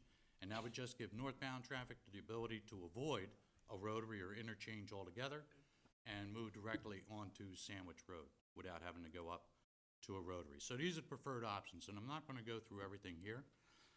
What I've highlighted in red are the case 3 options and put in the appropriate costs for those so you can see the totals at the bottom. Then in the year 2030, which we're looking at 10 years from now, it's going to be $368 million. If we wait till 2040, it's going to escalate to $542 million. And if we do it in any time frame less than 2030, which would be my hope, that this should be done as soon as possible, then it would actually be less than $368 million. To go over some of what the improvements are, because these are key elements that a lot of them will be included in the case 3 option. Scenic highway to Route 25 westbound ramp, so scenic highway is on the north side of the canal. So if you are proceeding westbound, this gives you the ability to be able to get onto 25 north without having to go through the Belmont Circle. So it diverts a substantial amount of westbound traffic from the circle. Route 6, exit 1C relocate, that is the exit that is at the Christmas tree shop on the Sagamore Bridge, right at the foot of the bridge. It's an on and an off ramp for westbound, but the approaches are only 200 feet. State standards for the approaches should be 600 feet. And not to mention the fact that it congests not only Route 6 and results in traffic backups, but Cranberry Highway as well. So this will be relocating that, and I have a diagram that'll show you that. It goes 3,400 feet down a utility corridor easement and connects directly into Tupper Road and 130 and 6A and Sandwich Road right there, and then that would become a roundabout. The Route 28 northbound ramp to Sandwich Road would not be necessary under a 3A scenario. Bourne Rotary 3 signals, that would be a modification of the existing rotary and having 3 traffic signals, which actually is intended to get done and then get modified into a highway interchange under Case 3. Belmont Circle, a 3-legged roundabout with a signal, and that is the preferred option for the Belmont Circle. Then you have Belmont Circle with a Route 25 eastbound flyover. That's not going to be considered favorably because it would be generally overbuilding, and that would be extremely costly to do that with very little benefit. Then you have the bridge replacements were included in 3A, but there's no funding listed because that wouldn't be covered under the state. That's covered under the federal program. Route 6 eastbound travel lane from exit 1A to exit 2. This will be coming off the Sagamore Bridge, and it is an additional lane for 3.4 miles coming off the bridge approaches down to exit 2. It doesn't extend beyond that because the report indicates that the majority of the traffic diminishes thereafter, that becomes a choke point for that particular area, and eliminating that with this additional lane is beneficial. Bourne Rotary Highway interchange, I have a drawing for that. That is the preferred option for our side of the bridge, and then reconstructing both of the bridge approaches, and they have respective costs for those. This is just showing you where the Case 3 items are located. So up here on the left, E is Belmont Circle, the 3-legged roundabout, and the signalized intersection. Then there are 2 Gs on here, one at the top and one on the left-hand side. That's just showing the respective Bourne and Sagamore Bridge replacements. Over on the right, item number B, the Route 6 relocation of exit 1C. And there does not show, yeah, it does show on here. This is the 3,400-foot power line easement that would take it over to Tupper Road. Then in the middle, on A, Scenic Highway Route 25 westbound on-ramp. That was the one I mentioned earlier, coming from the Scenic Highway to get directly onto 25 West. Then I is our Bourne Rotary Highway interchange with 3 signalized intersections. And then H on the bottom is the additional Route 6 eastbound travel lane. So this is showing you what the reconfigured Belmont Circle would be. Actually, it's not dramatically different than the traffic pattern that exists now, but you do notice that red dot is the signalized intersection. Over here on the right, this green area here is the Route 25 northbound or westbound ramp off of the Scenic Highway that diverts the traffic there. This is what our rotary would be converted into. The Bourne theoretical rotary that could be constructed ahead of a new bridge would be this 3-legged type of rotary where you have these 3 traffic signals here, and then it would just get modified if a new bridge did get built. You can see a number of raised ramps, so these will be not at-grade ramps to facilitate passage of certain types of traffic, such that if you come off of the bridge, you'll be able to go straight on 25. If you're coming westbound on Sandwich Road, you will have an option of being able to get on to either north or south as far as 25 and 28 go. From that, local traffic will have a flyover or an overpass that will transect the bridge route. So it looks different. There's no doubt about it, and I'm sure for anybody using it for the first few times, it's going to be a little bit confusing. But there's a lot of logic behind it as far as being able to facilitate expedited traffic flow through the area. So this is just giving you an idea of what some of the traffic delays are, and these delays are a minute. So here we have the non-summer delays, and that presumes a weekday between the hours of 4 and 6 in the fall, winter, and spring. Over here on the left, on the orange, you have the Belmont Circle delay, which is 1.2 minutes, and the Bourne Rotary delay, which is 2.2 minutes, and that would be if they did absolutely nothing by the year 2040. Over here on the right, if all the improvements and for the Case 3A were done and the bridges got replaced, then the delay at the Belmont Circle would be 0.2 of a minute, and it would be a 0 delay for the Bourne Rotary area. This is the summertime delay, so as far as a peak day in the summertime, that's considered between 10 and noon time on a summer day. So on the left, the no-build scenario for the Belmont Circle, which is the dark blue, is 3.2 minutes, and the Bourne Rotary is 3.6 minutes. Over here on the right, the actual delay at the Belmont Circle goes higher at 3.7 minutes, so it's up about a half a minute, and it's still at 0 for the delay on our side of the bridge. And the reason that the delay actually goes up on the Belmont Circle is that right now there's an imbalance, if you will, between the bridges. The Sagamore handles a bit more traffic. So when all of these improvements would be in place, there would be a fair amount more traffic at the Bourne Bridge area. And not to mention that if this takes care of the queue coming on Cape, that means that a lot more vehicles in a shorter time period will be able to access the Belmont Circle. So that's why the actual delay goes up to Belmont Circle a little bit. This is just a chart showing what some of the growth is expected to be.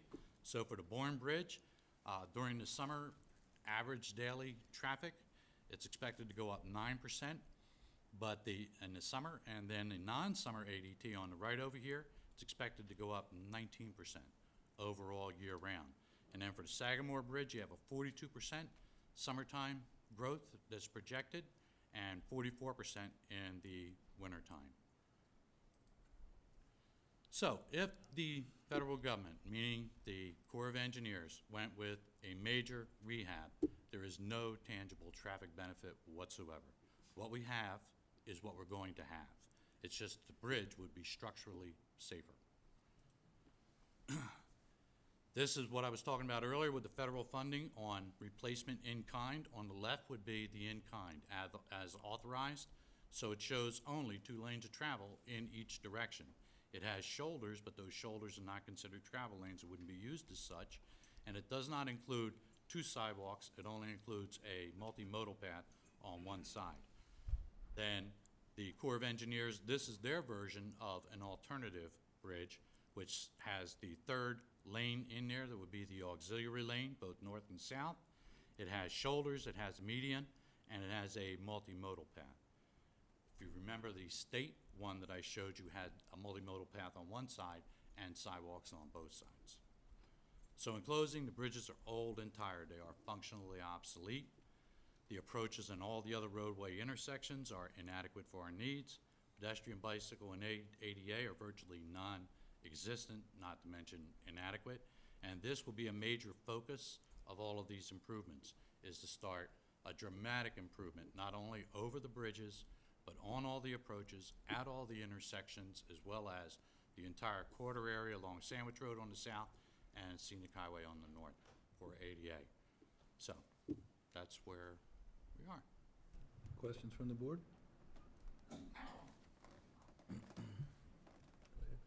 Just really quickly, I've been going to the bridge meetings for years and all the public outreach.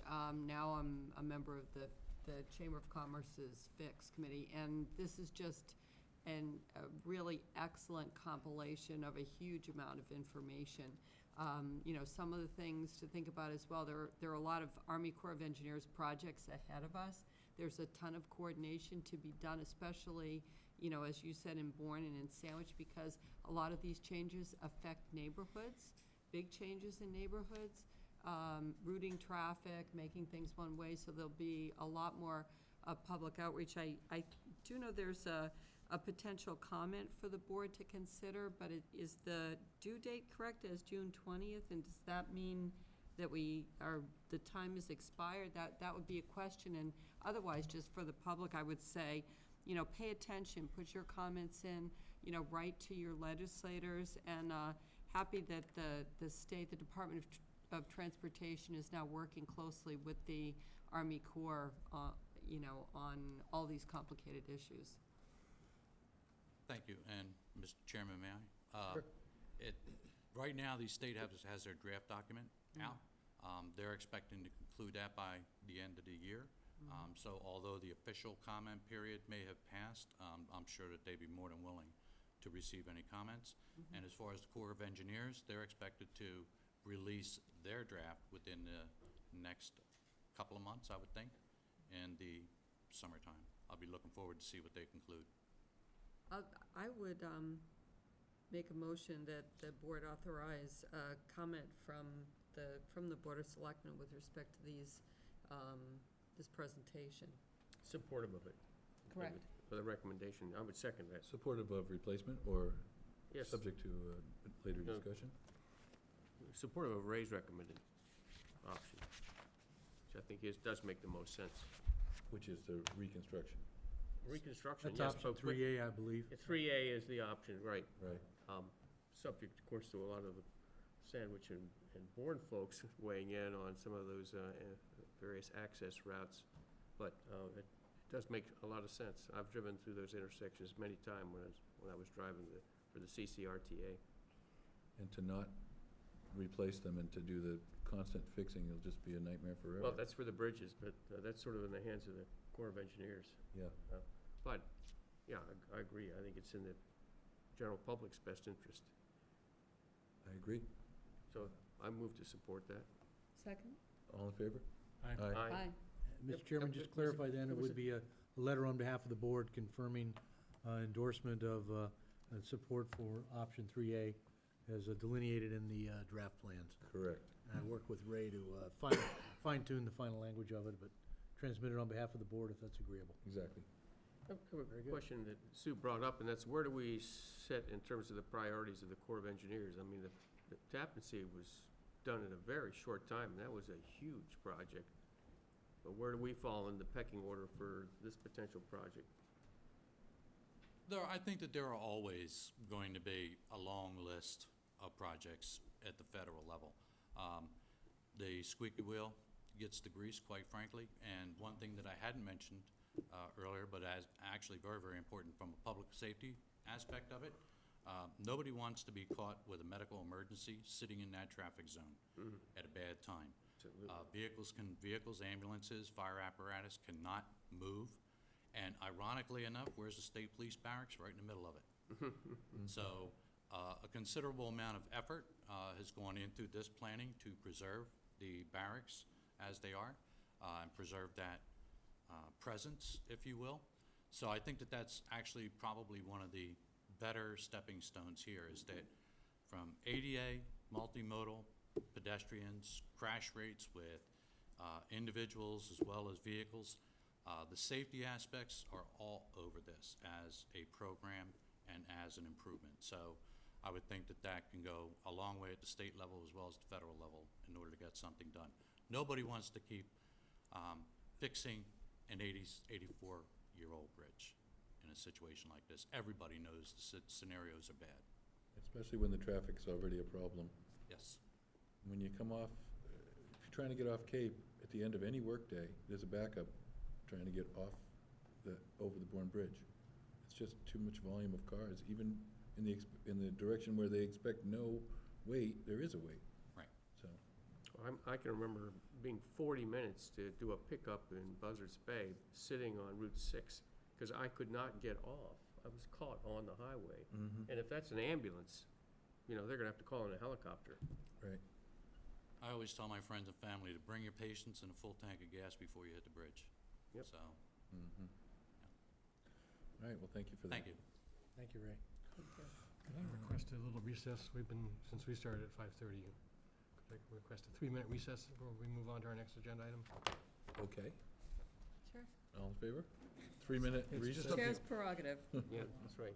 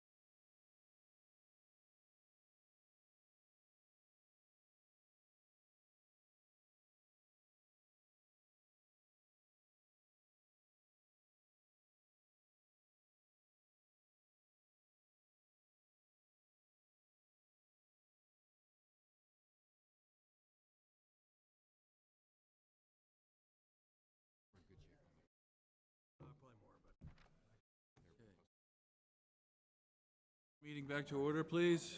Ratification vote. Use your hammer. All right. Ballot. So now we're going to have a presentation by the Steamship Authority status report from Catherine Wilson and Robert Davis.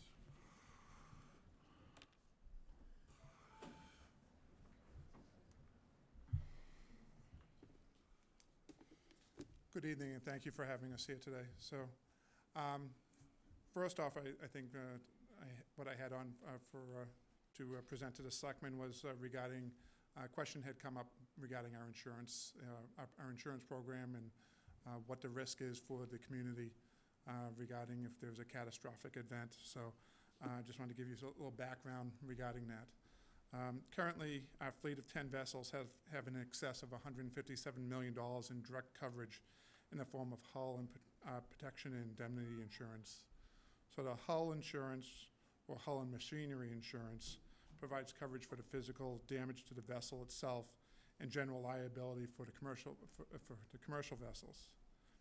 Protection and indemnity insurance is liability for watercraft. It protects us from insured from bodily injury, property damage arising from the use of the vessels. To put this in perspective, as of December 31st, 2018, the Steamship Authority's vessels had a book value of just under $162 million. So we have direct coverage for $157 million.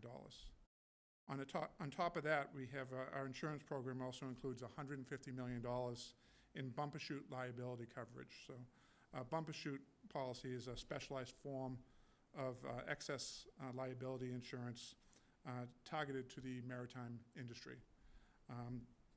In other words, it's an umbrella policy. These policies cover the Steamship Authority for hazards that limits that exceed the underlying insurance policies that we have. The bumper chute policies also cover both dry and wet accidents, so it also goes to our facilities as well. Cargo insurance liability is currently provided for $2 million for each vessel. Pollution liability is currently provided for $5 million for each vessel. And other insurance coverage also includes wharf owner liability. We have the pier in Fairhaven. Commercial package, including the buildings and contents, computer equipment, comprehensive general liability, automobile insurance, workers' comp, commercial crime, liquor liability, public officials liability, as well as cyber coverage. All told, the 2018-2019 policy year coverage cost the authority just under $3.8 million. The renewals that will be taking effect on July 1st at this point are estimated at just over $4 million for those renewals, and that's subject to a workers' comp audit. So I actually anticipate that'd probably be about 4.1. In addition to all the coverage and working with local agents, as well as agents that are familiar with the maritime industry. Do you mind if we ask a question or two as we go along? Sure. Ms. Moran has a question. Great, thank you. So, did this report come out of our correspondence where there was a constituent who asked about insurance coverage? Exactly, that was the... So, it seemed like that person's question was directed to what, what would the town do if there was some impact or injury to the town? Would the steamship be covered? So as part of this, could you just address that specific issue? Yeah, I did have that coming up here, so... I figured. So, thank you. But I can jump to that. So basically, again, the question that had come up was whether the 5 communities that have board representation be at risk should a catastrophic event happen. So while we'd like to think that we've taken all the appropriate precautions with our insurance program, should a catastrophic event occurred, they would exceed the not only the coverage for our vessels, but also the $150 million in bumper chute coverage that we have. The town of Falmouth would only be responsible for a net loss that incurred an operating deficit for the Steamship Authority. So should a deficit occur, the town would be responsible for 10%, and that's something that the Steamship Authority has not had to have the communities do since 1962. That's the last time that's happened. And it wasn't because of an insurance issue, it was because of operating losses for the system. So. And what was that in dollars and cents? Back in 1962 is just over $2.1 million. Okay, so it'd be interesting to find out if the town would have insurance to cover that if that were an element of injury as a follow-up. Thank you. So in addition for our insurance policies, we do have a consultant that reviews our plans, what coverage we have, the limits that we have on those for that coverage, to give us an independent analysis of where the market is and where we should be going. The most recent recommendations that came from the consultant was that we added our cyber cyber insurance, and also increased our bumper shoot by $50 million. Currently, we're also looking at have our insurance agents pricing out an additional $50 to $100 million worth of additional bumper shoot, just to see what that's going to cost us, and also to increase our cargo insurance to $3 million. So again, it's, there's a limit of, how much insurance is necessary, and we'd like to think that, hopefully we don't have a catastrophic event that would, exceed all this coverage, but, I want to assure the town that we do take our insurance program seriously, and in terms of our cargo, for instance, looking back over the past 15 years, we've only had 2 years in which we exceeded the $30,000 deductible that we have for cargo claims, and that was by less than $10,000 on each occasion. So it's, we try to maintain the program as rigorously as we can. So I guess the other issue, the other item I'd like to update the board on, along with Kate, is the progress regarding the marine portion of the Woods Hole Terminal reconstruction project. So that's is going well. We finished slip 3, so that way it's operational this summer. We will be, next season, we'll be needing to take slip 2 offline and start that reconstruction. We are behind schedule on the project in that the North Pier, we expected more work to be accomplished during this past off-season. And we also have some bulkhead issues to the north of our property where they've struck some obstructions, and we're trying to figure out how to be able to put in the new bulkhead to the north.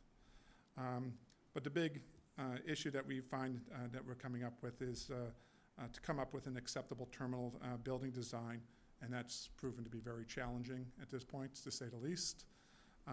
Most recently, we held a meeting at the high school. A couple of the select board attended that meeting. The idea was to start to solicit input on it, continue to solicit input on a terminal building design. The current configuration of the building places the building in a north to south orientation on a plaza that was identified in our Chapter 91 license. At the meeting, staff was seeking approval to undertake a revised schematic design phase services for the new Woods Hole Terminal building in response to the public comments that we had been receiving regarding the 3 current alternative concept designs for the building that we had presented to Falmouth and the Martha's Vineyard communities back at the end of March, beginning of April. So first, amongst the objectives that Mind if I ask you a question about that? So, Mr. Jones at the meeting spoke about 133 emails that comments. Was that the extent of the comments? Because no, there was also a petition that the board, we had forwarded to the board. Okay. The board was trying to confirm that they received the full 1,200 person petition. And there was a lot of comments with that as well. Yeah, and and so- wondering if that was part of the consideration. Yeah, so we've been going through those, and we had sort those in terms of trying to categorize what those comments were, and how best to address them, whether to be able to incorporate those within the design, or to be able to identify why there's an issue with doing that. So You also say that you would come to the Falmouth community. This is the first time you've come to us, and we are actually the Falmouth community. So- I don't know, I know you've talked to some other organizations, but the town of Falmouth is actually run by this board, and this is the first time you've come to us. I don't see any pictures, I mean, nothing's ever been presented to us as to what you want to do. And in December, Steve Sayre said, oh, well, coming next month. And only you're here today because we requested it. I'm just wondering, when were you going to talk to us about it? Well, that's actually one of the things that we had here in terms of, we had been trying to work with the Woods Hole Business Association, Community Association. We had done that starting back with the feasibility study that occurred back in 2013, 2014. But they're not the elected officials of this town. I understand that. Part of it was that we had, back in the fall, State Senator Vinnie De Macedo and State Representative Dylan Fernandez had sent us a letter requesting that we work with those two organizations along with the Falmouth Historical Commission, which we did make a presentation to them earlier this year. Again, So. they are not the elected officials of this town. I don't know why it wouldn't occur to you to come to us ever. So I do have it here that, at this point, we are looking for suggestions. We And we're still recognize that open- you are the representatives, the elected representatives of the You're open communities. to changing the plans completely. I'm sorry, what? You're open to changing the plans based on our feedback. We have, there's some constraints that we have on the property in terms of what is doable, in terms of not only the licensing, but also the safe operation of that facility. We do need to be able to provide, over 2 million passengers come and go through that facility. We need to make sure that we're providing a safe and as secure operation in that regard. We do have we are a waterborne transportation, so we need to be, by the dock there in terms of trying to address accessibility issues in terms of the slopes and the ramps, what the flood zone issues are for that area of our property, and what we can do there. So. So there are regulations you have to follow, just not the town's regulations. Yep. So for instance, building heights, you don't pay attention to our building code. We have a 35-foot building code determination. They should not be taller than 35 feet, but the steamship does not need to follow that regulation. So in terms of that, that'd be correct. In terms of the subject to the zoning, we do have the issue with, again, with the flood zone in terms of being able to keep that building accessible. Since Sandy, that requirement means that the building has to be 17 feet above the water height to begin with. We're looking to only make that 13 feet with seeking variances to be able to dry flood-proof the building and have deployable measures in place so that way we can prevent infiltration of in a flood. So. But a smaller you could still do a building raised 13 feet that did not exceed our building code, wouldn't you? Well, the building would have to grow in terms of the first floor. Right. Some of the elements on the second floor would have to be maintained in that building. Or another building on that site someplace else. It could be moved off to the side. Yes, well, but some of it is, for instance, on the second floor is all the mechanicals, so that would not lend itself to be put into another building, so we'd have to go into that building. But there's certainly so. some things on that second floor that could be moved to a different building. I understand mechanicals not. There are some items on that, and I had those on my list here of things that we are looking at. Following the meeting at the high school, we did go back and we met with Kate. Staff has met. We've talked with the architects. We're investigating what would turning the building 180 degrees would do in terms of opening up any of the vista from the bridge. That would have the lobby on the south side of the building, and it's only a one-story over the lobby. We're also looking in terms of shifting the building as far north on the plaza as we can. Could be somewhat problematic because we have a stormwater system that's underground there, and because of the slopes, we need to have a positive grade for that, and also that the building itself can impact that system as well. So we have to look at that. We're looking at lowering the roof over the waiting room as much as possible, perhaps even including it as part of a flat roof with an observation deck above it. But all these, come with challenges in terms of accessibility, in terms of egress for stairs, and may add an additional stair to the building. We're also, as we're talking about it, we're looking at whether there was to be a method to construct an observation platform along Crane Street at a suitable location between Crane Street Bridge and Cowdery Road, because, what we've heard from the community is that they cherish that view from up on the bridge, so whether there'd be a opportunity to put some sort of observation platform there. However, we don't own that property, and we're trying to determine whether it's state-owned or whether the town owns it, so we'd have to try to work with whoever is the owner of that hill. We are looking at what functions. Once again, we have looked at this multiple times already, but looking at what functions on the second floor would lend itself to be moved over to the utility building that has to be built over where the freight shed currently sits. But there's some challenges there.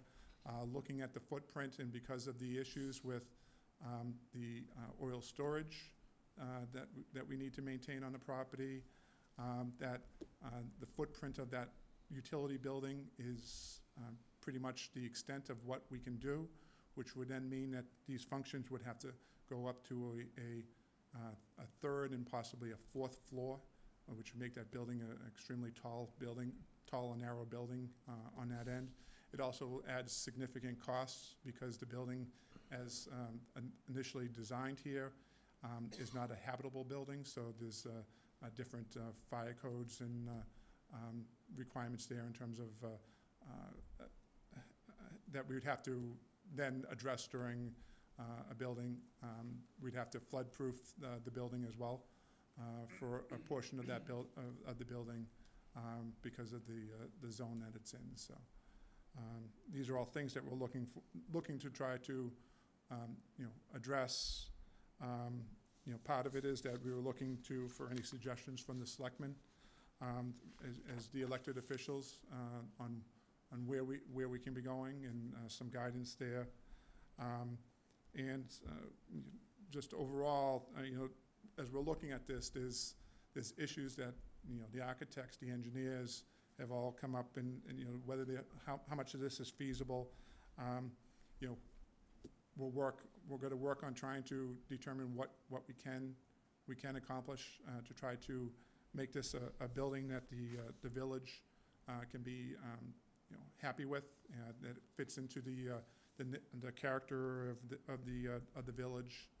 And I think the idea at this point is that once we get a few more of these flushed out, again, would be to again hold some public meetings and try to get some additional input. Glad to hear you're still working on the design, because I feel like the first three were very similar, not giving us a lot of choices, so, did you have some? Sure. I'm interested if there is a time period that you're thinking about making this decision within, whether it's based upon expiration of permits or otherwise. And the second thing is, it's really difficult to give input with no material, no presentation, no PowerPoint.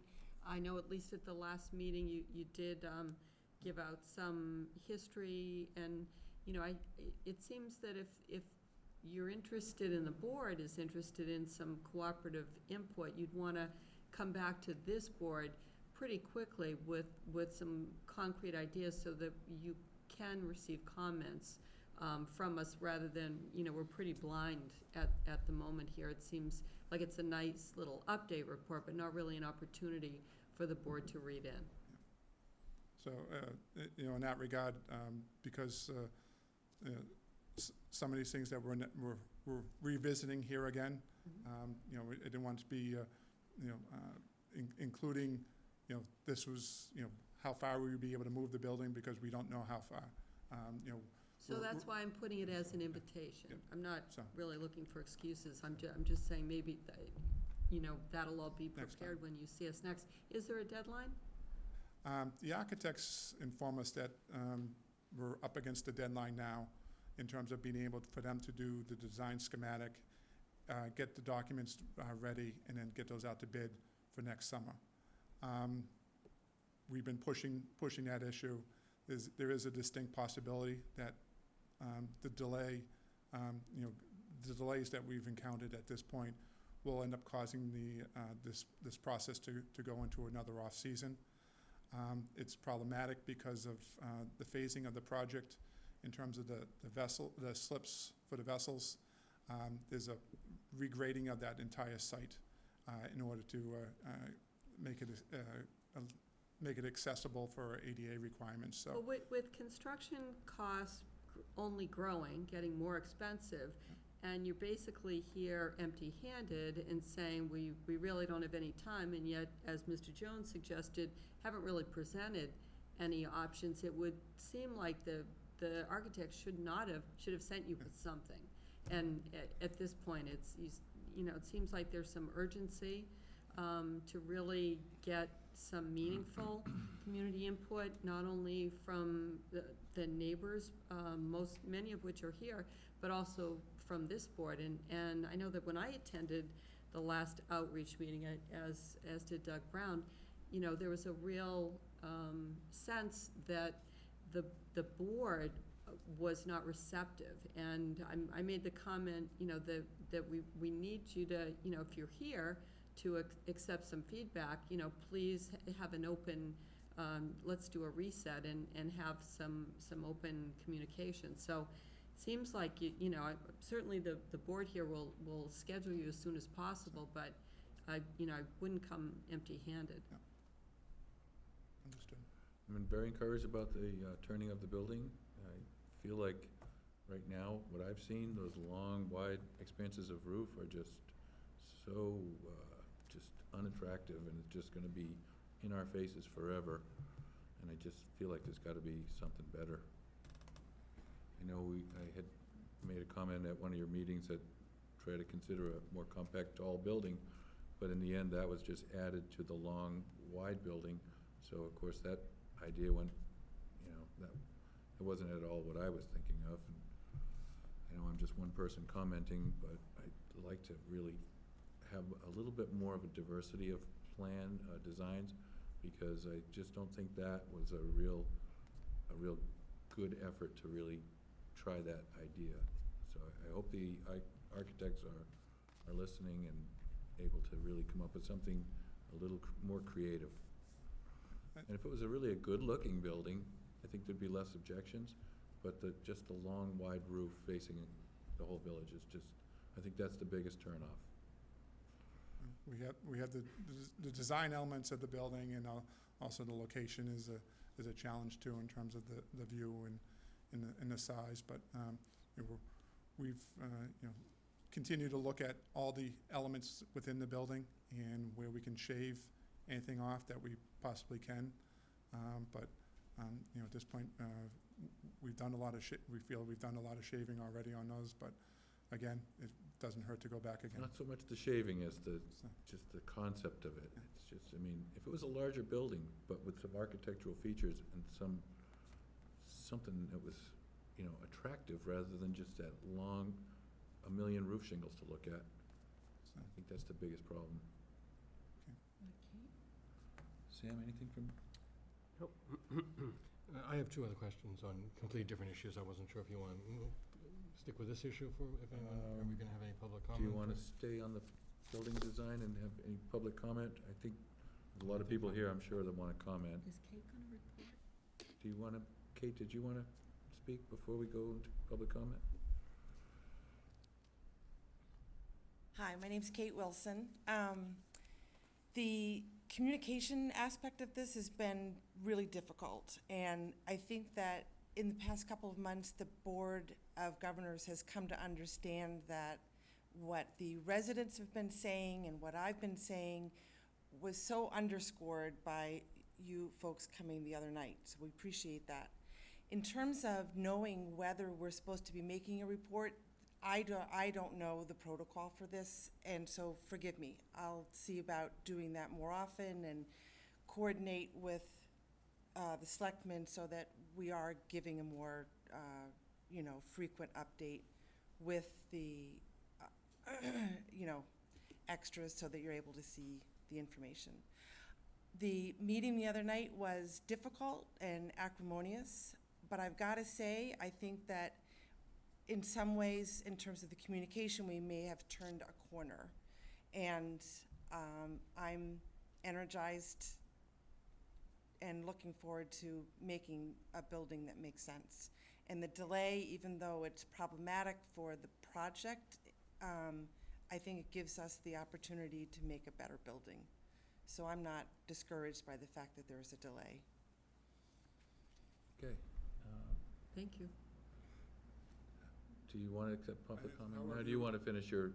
No, I guess Okay. that'd be, Well, let's have public comment now, if there is any, on the building design and the process. And Mr. Morris? Bob, Yeah, let's just try to keep it to a couple minutes if we Bob can. Morris, Woods Hole. If we could try to keep it to a couple of minutes each, I Yeah, no, appreciate it. on the building, it's quick. I think if anybody goes through the 1,200 comments that have been submitted but were not acknowledged, I understand last week, they talked about 130 comments. 1,200 comments. I think you'll see that the people on the Vineyard and the people in Falmouth don't want this big building. It's management that wants the big building. And I would suggest that there's this growth in the Steamship Authority is to build things and then have to bring through more traffic to support the things they're building. And that's simple as that. Okay, thank you. The public comment? Nat Trumbull, Woods Hole. As Selectman Jones pointed out, we, as residents, feel completely disenfranchised from any decision-making that the Steamship Authority does. And, of course, this is the statutory protection that the Enabling Act allows, and to me, it's completely unfair.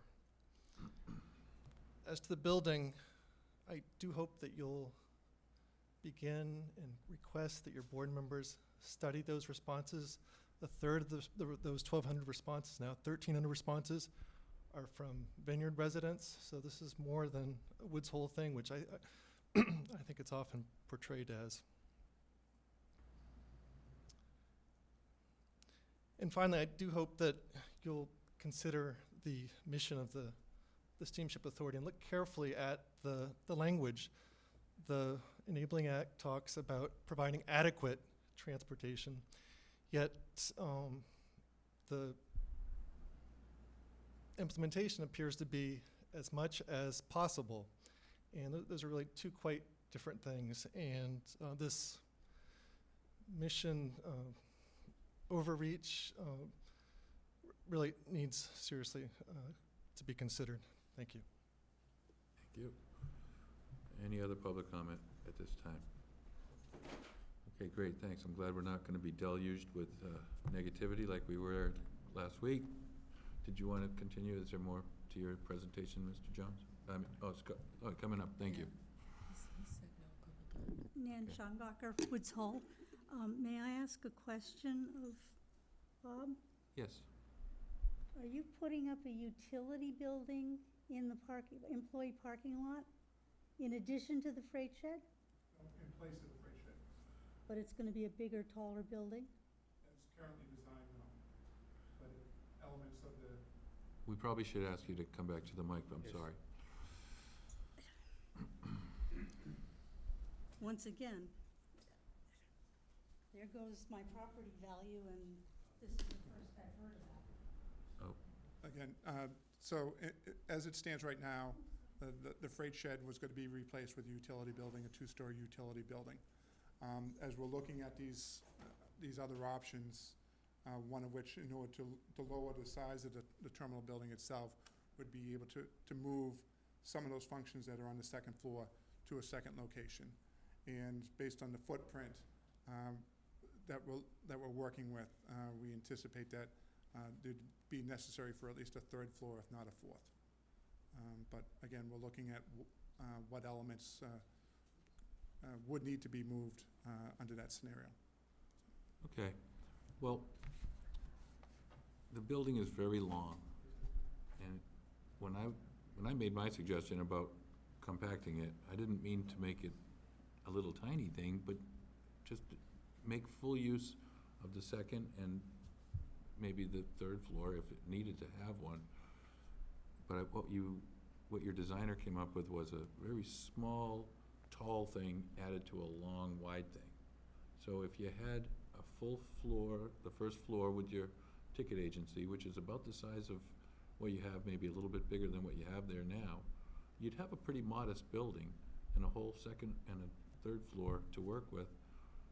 It seems like that would work, but what they ended up designing was something much larger. So I hope they'll really give that a shot, because I think that's your best shot. So, again, we're revisiting this, but I think in that particular issue, the elements on the first floor are predominantly public areas. Right. And so the second going to the third floor would be to take the employee areas and to condense those and then move them up. And that was, I think, what the outcome of that alternative design was. So. You did see my email from last week, right? Yes, I did. Okay.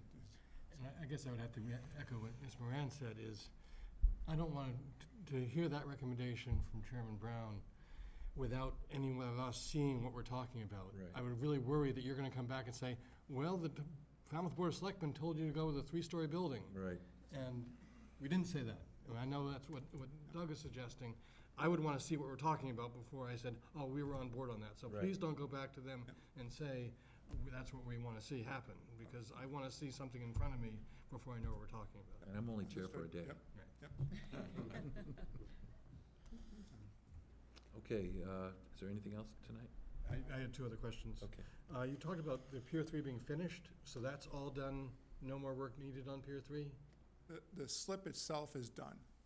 There's going to be some,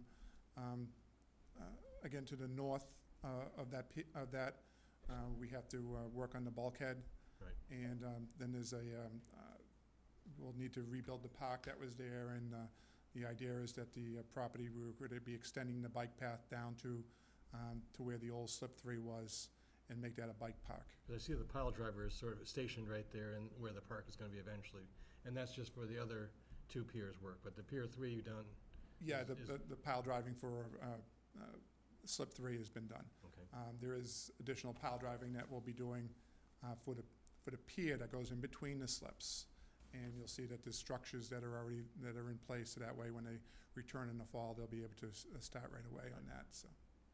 And I guess I'm going to just ask you to reiterate that the whole reason for having the Pier 3 piers, the 3 working slips, is for the temporary storage of a boat that's being worked on, not to increase, and this goes to Mr. Trumbull's point, not that now that we have 3 piers, or 3 slips, we can run more boats, get more traffic, and go through.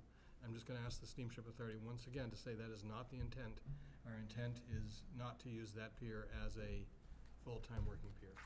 So, well, in terms of this, in terms of that slip, there was a previous restriction under the Chapter 91 license, which with the new license, that restriction ends up going away. The slip itself, and that's why we had to take the terminal building down. In order to maintain services, we need 2 operating slips at all times. So that's why slip 3 was the first one that we worked on. We took the building down, we were able to build slip 3 and make that a usable slip. In terms of it, we'll be then doing the middle slip next and the southern slip after that. But once all 3 are done, are all 3 going to be used fully, or are we going to go back to actually what the license originally said, is that the 3rd slip, I mean, we did everything we could to get that license to say that 3 slips were not going to be used on a regular basis. Yeah, so the slip itself will actually end up under certain conditions. We'll end up using that because of the ADA.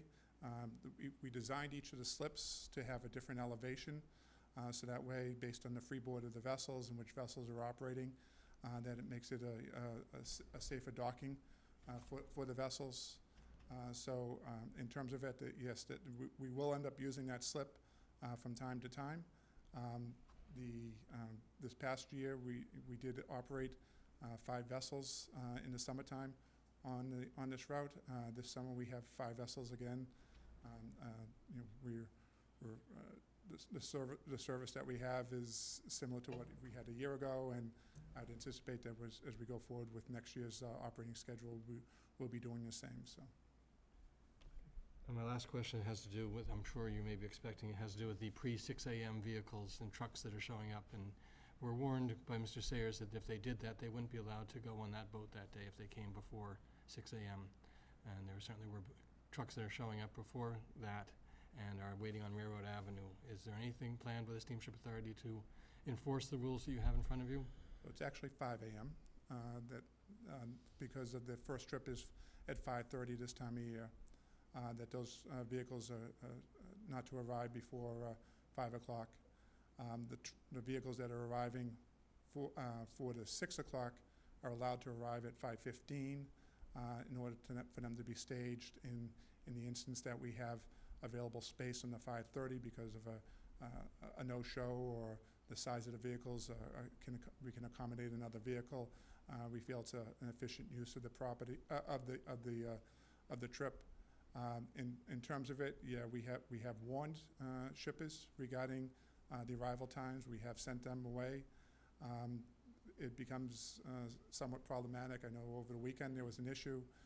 It was a company that does work for MassDOT and for other communities. Whether it was a safety issue in terms of them needing to be in place to conduct their work. We are addressing that with that company to make sure that it doesn't happen again in the future. So you're encouraging them to come around 5 o'clock because they might be able to get on the 5:30 boat, even though their ticket is for the 6 o'clock boat? Only vehicles that have a reservation for the 5:30 trip can arrive at 5 o'clock. If they have a reservation for the 6 o'clock trip, they are allowed to arrive on property at 5:15. And maybe able to get on the 5:30 boat if there's a spot. If there's space, yes. Did I hear you correctly that your new Chapter 91 license allows for full use of that third slip? Yeah, the restrictions that previously were in place for that third slip went away with the new license because we no longer are encroaching upon Noshon Trust. I guess this does touch on what it feels to me the Steamship Authority does often, over and over again, is there are things that you should do but don't have to, and so you don't. Right now, the town is losing out on $20 million in real estate taxes because of the property that the Steamship Authority owes. And the Steamship Authority does not have to pay them. The Steamship Authority could actually pay some taxes or pay in lieu of taxes, but they don't have to, so they don't. The Steamship Authority could build buildings over 35 feet because they're not regulated by our zoning code. We have a zoning code saying don't do it. The Steamship Authority says we don't have to, so we're going to do what we want. And the third slip being used. The license now says you can use it fully. We're asking you not to. We've asked you to promise not to, and the answer is, well, we now can. Even though you probably shouldn't, you can. And it is what really worries the town of Falmouth is the number of times the Steamship Authority uses the Enabling Act to say, we can do what we want. We're not going to do what we should, we're going to do what we want. And that's where it gets very scary to those of us who live in Falmouth and see that Woods Hole Road being so overly traveled by vehicles, by cars, by trucks, and there's nothing we can do because we can't rely on the Steamship Authority to do what they should. We just know the Steamship Authority will do what they want. And it's really disconcerting. And I know that our representative, her hands are tied because she has 10% of the vote, and she has to work as carefully with other people to get cooperation. And so that's the reason it falls, I think, to us to be able to pass on saying, Steamship Authority can do better by the town, and we hope you will. He can still prove us wrong. Yeah, and I think part of this process is we recognize that we need to be working not only with Falmouth, but all of our resident communities in terms of planning and what the long-range traffic implications are going to be. At this point, we feel that we're responding to what the demand has been for the goods and services to the island, for both islands. We recognize that it's not a question of if, it's probably a question of when alternative service from another port needs to take place. We have a request for proposal, parameters of what we feel a service will work. We have not had anyone come forward with a proposal. And again, they'd be using our facilities over on the island as well for this, and, we're willing to make all that available for them, but there hasn't been anything. I guess the other thing you can use is, the Bourne Bridge is gonna be not used, what, 6, 7 years from now, there's gonna be a time where that's not gonna be available for a full use. And at that point, it'll be interesting to see what the vineyard people do, or what the goods and travel, I mean, New Bedford's gonna have to be a solution then, because as Ray Jack just said, that bridge is gonna be shut down, or at least certainly minimize how it can be used. It is encouraging that the New Bedford Port Authority is moving forward with the North Terminal, so eventually there will be a place. So long-range planning is important. And we can still pull off this building if we work together. So I look forward to it. Hope to. Okay. Thank you for coming. And next we have review status of the wine and malt club license for St. Anthony's Club, 28 Brick Hill Road, East Falmouth. Town manager? Town manager, do you want to give us a Certainly, little thank you, background? Mr. Chairman. The selectmen have a summary of the correspondence and contacts that have gone on with the St. Anthony's Club, including the notification from the police department that there was a license issue with the manager of record, and 3 separate letters were sent out as documented. I believe the board has copies of those, notifying them of the need to apply for a change of manager and update officers and directors. Then a 4th letter was sent out on this, most recently on June 17th, informing them of a liquor license hearing with the Board of Selectmen due to their non-compliance. And there was a contact made with the town manager selectman's office to discuss the process, but of course, nothing has been forthcoming, and I don't know if they have a representative here or not, Mr. Chairman, but. I saw some members and folks are here. Oh, record. Right now, my name's Ron Goulart, not Robert Goulart. I don't know who he is. Never had a member of that name. I'm just trying to figure out what this is going on with, about the license. We passed our building inspection, our health board inspections. I don't understand why they're taking our license away. And your name is Ron Goulart? Ronald, yes. Yeah, not we have a Robert. letter from the police department saying that you have not passed the background check. So another manager needs to be named. Well, excuse me, sir. I've been manager for 13 years there. I had to do a query check. That was 13 years ago.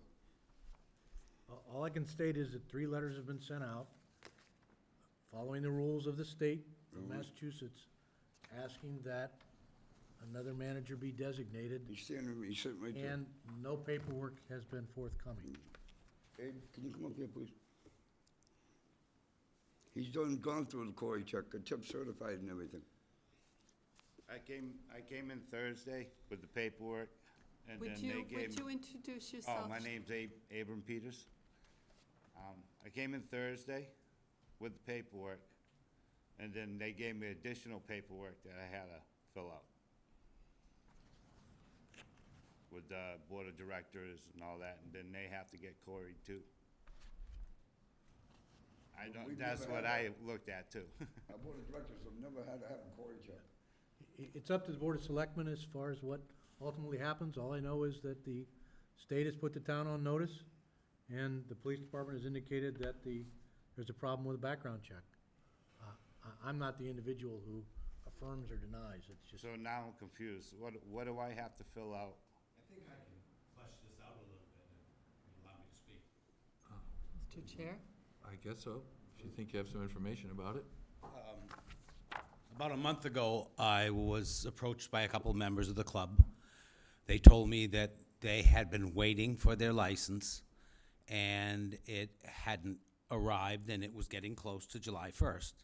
So about a month ago, I told them that I would check with Town Hall. About a month ago, I went in and I spoke with Diane, and she told me that they were waiting for the results to come back from the state. And she said sometimes the state was slow and it wasn't unusual. So then about a week ago, I got another call, and they said they still hadn't heard anything. And subsequently, I think what happened is an OUI turned up on his Cory check, making him ineligible to be the manager of record. So they only learned this last week, and so they asked Abe if he would do it. And the second time I went in to see Diane, she told me that someone had been in there just previously, which was, I think, last Thursday, and said that someone had come in and they had taken the paperwork and they were gonna take care of it. When I spoke to her initially, she said that if the paperwork didn't come back from the state, that, you know, you have a grace period is allowed or whatever. Evidently, between the two trips there, it did come back from the state, and Ronnie's in the distant past, OUI came up and, you know, put a mark on his Cory, whatever, made him ineligible. So now they have the paperwork. Abe is going to be the manager, has applied for the manager, but what they need is a window of time for this to go through, and so he can pass with the state. I mean, I know Abe, he's as clean as they get. I mean, so I don't see that there's gonna be any problem, but pretty much that explains it. They need to wait for that paperwork to come in. And as I said, initially Diane said that there is kind of a grace period or a window. I mean, but that's the story in a nutshell. He's been the manager for some time, and then they never had Cory'd him before, and the OUI came up, and so now they're making efforts to replace him with Abe. Right, and so now, I'm sorry, what's your name again, sir? Abe. Abe, have you finished all the paperwork and submitted it? I finished the BBC paperwork, and I brought it to her Thursday.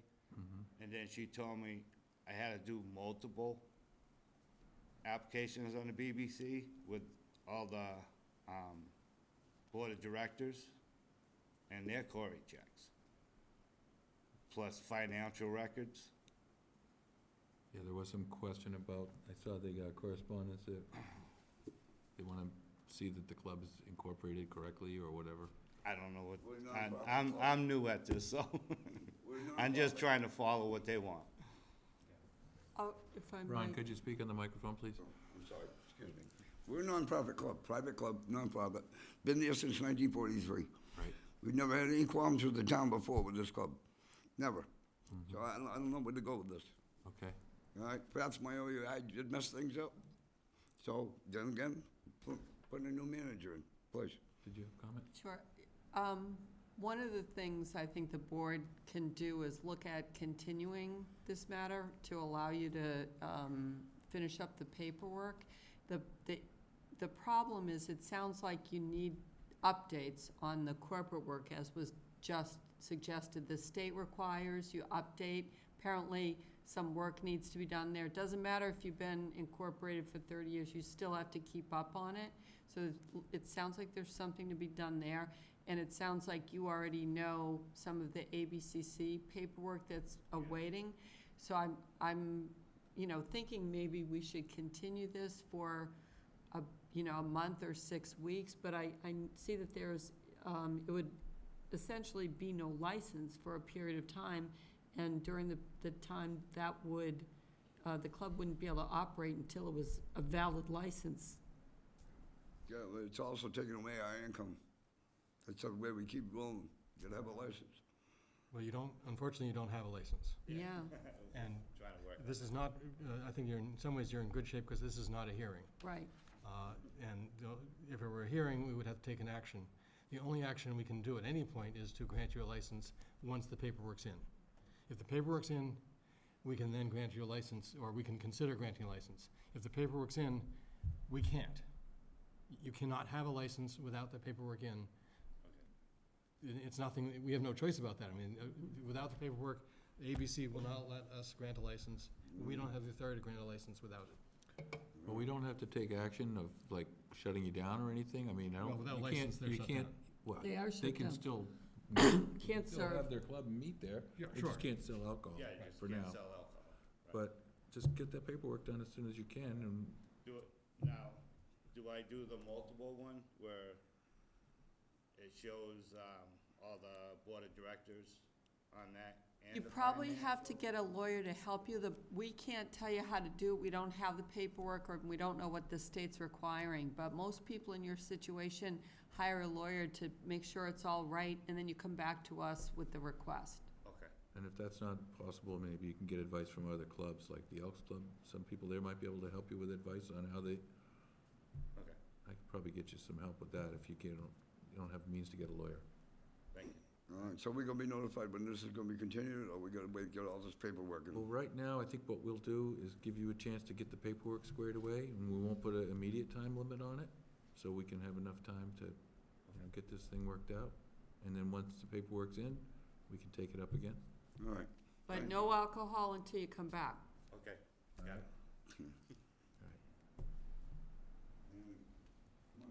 All right, thank you. Thank you, Ron.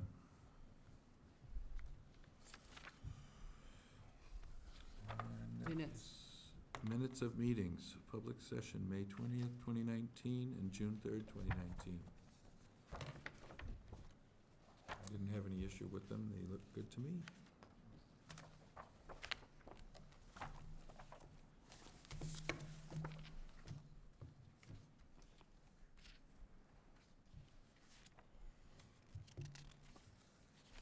I would move approval of the minutes from May 20th.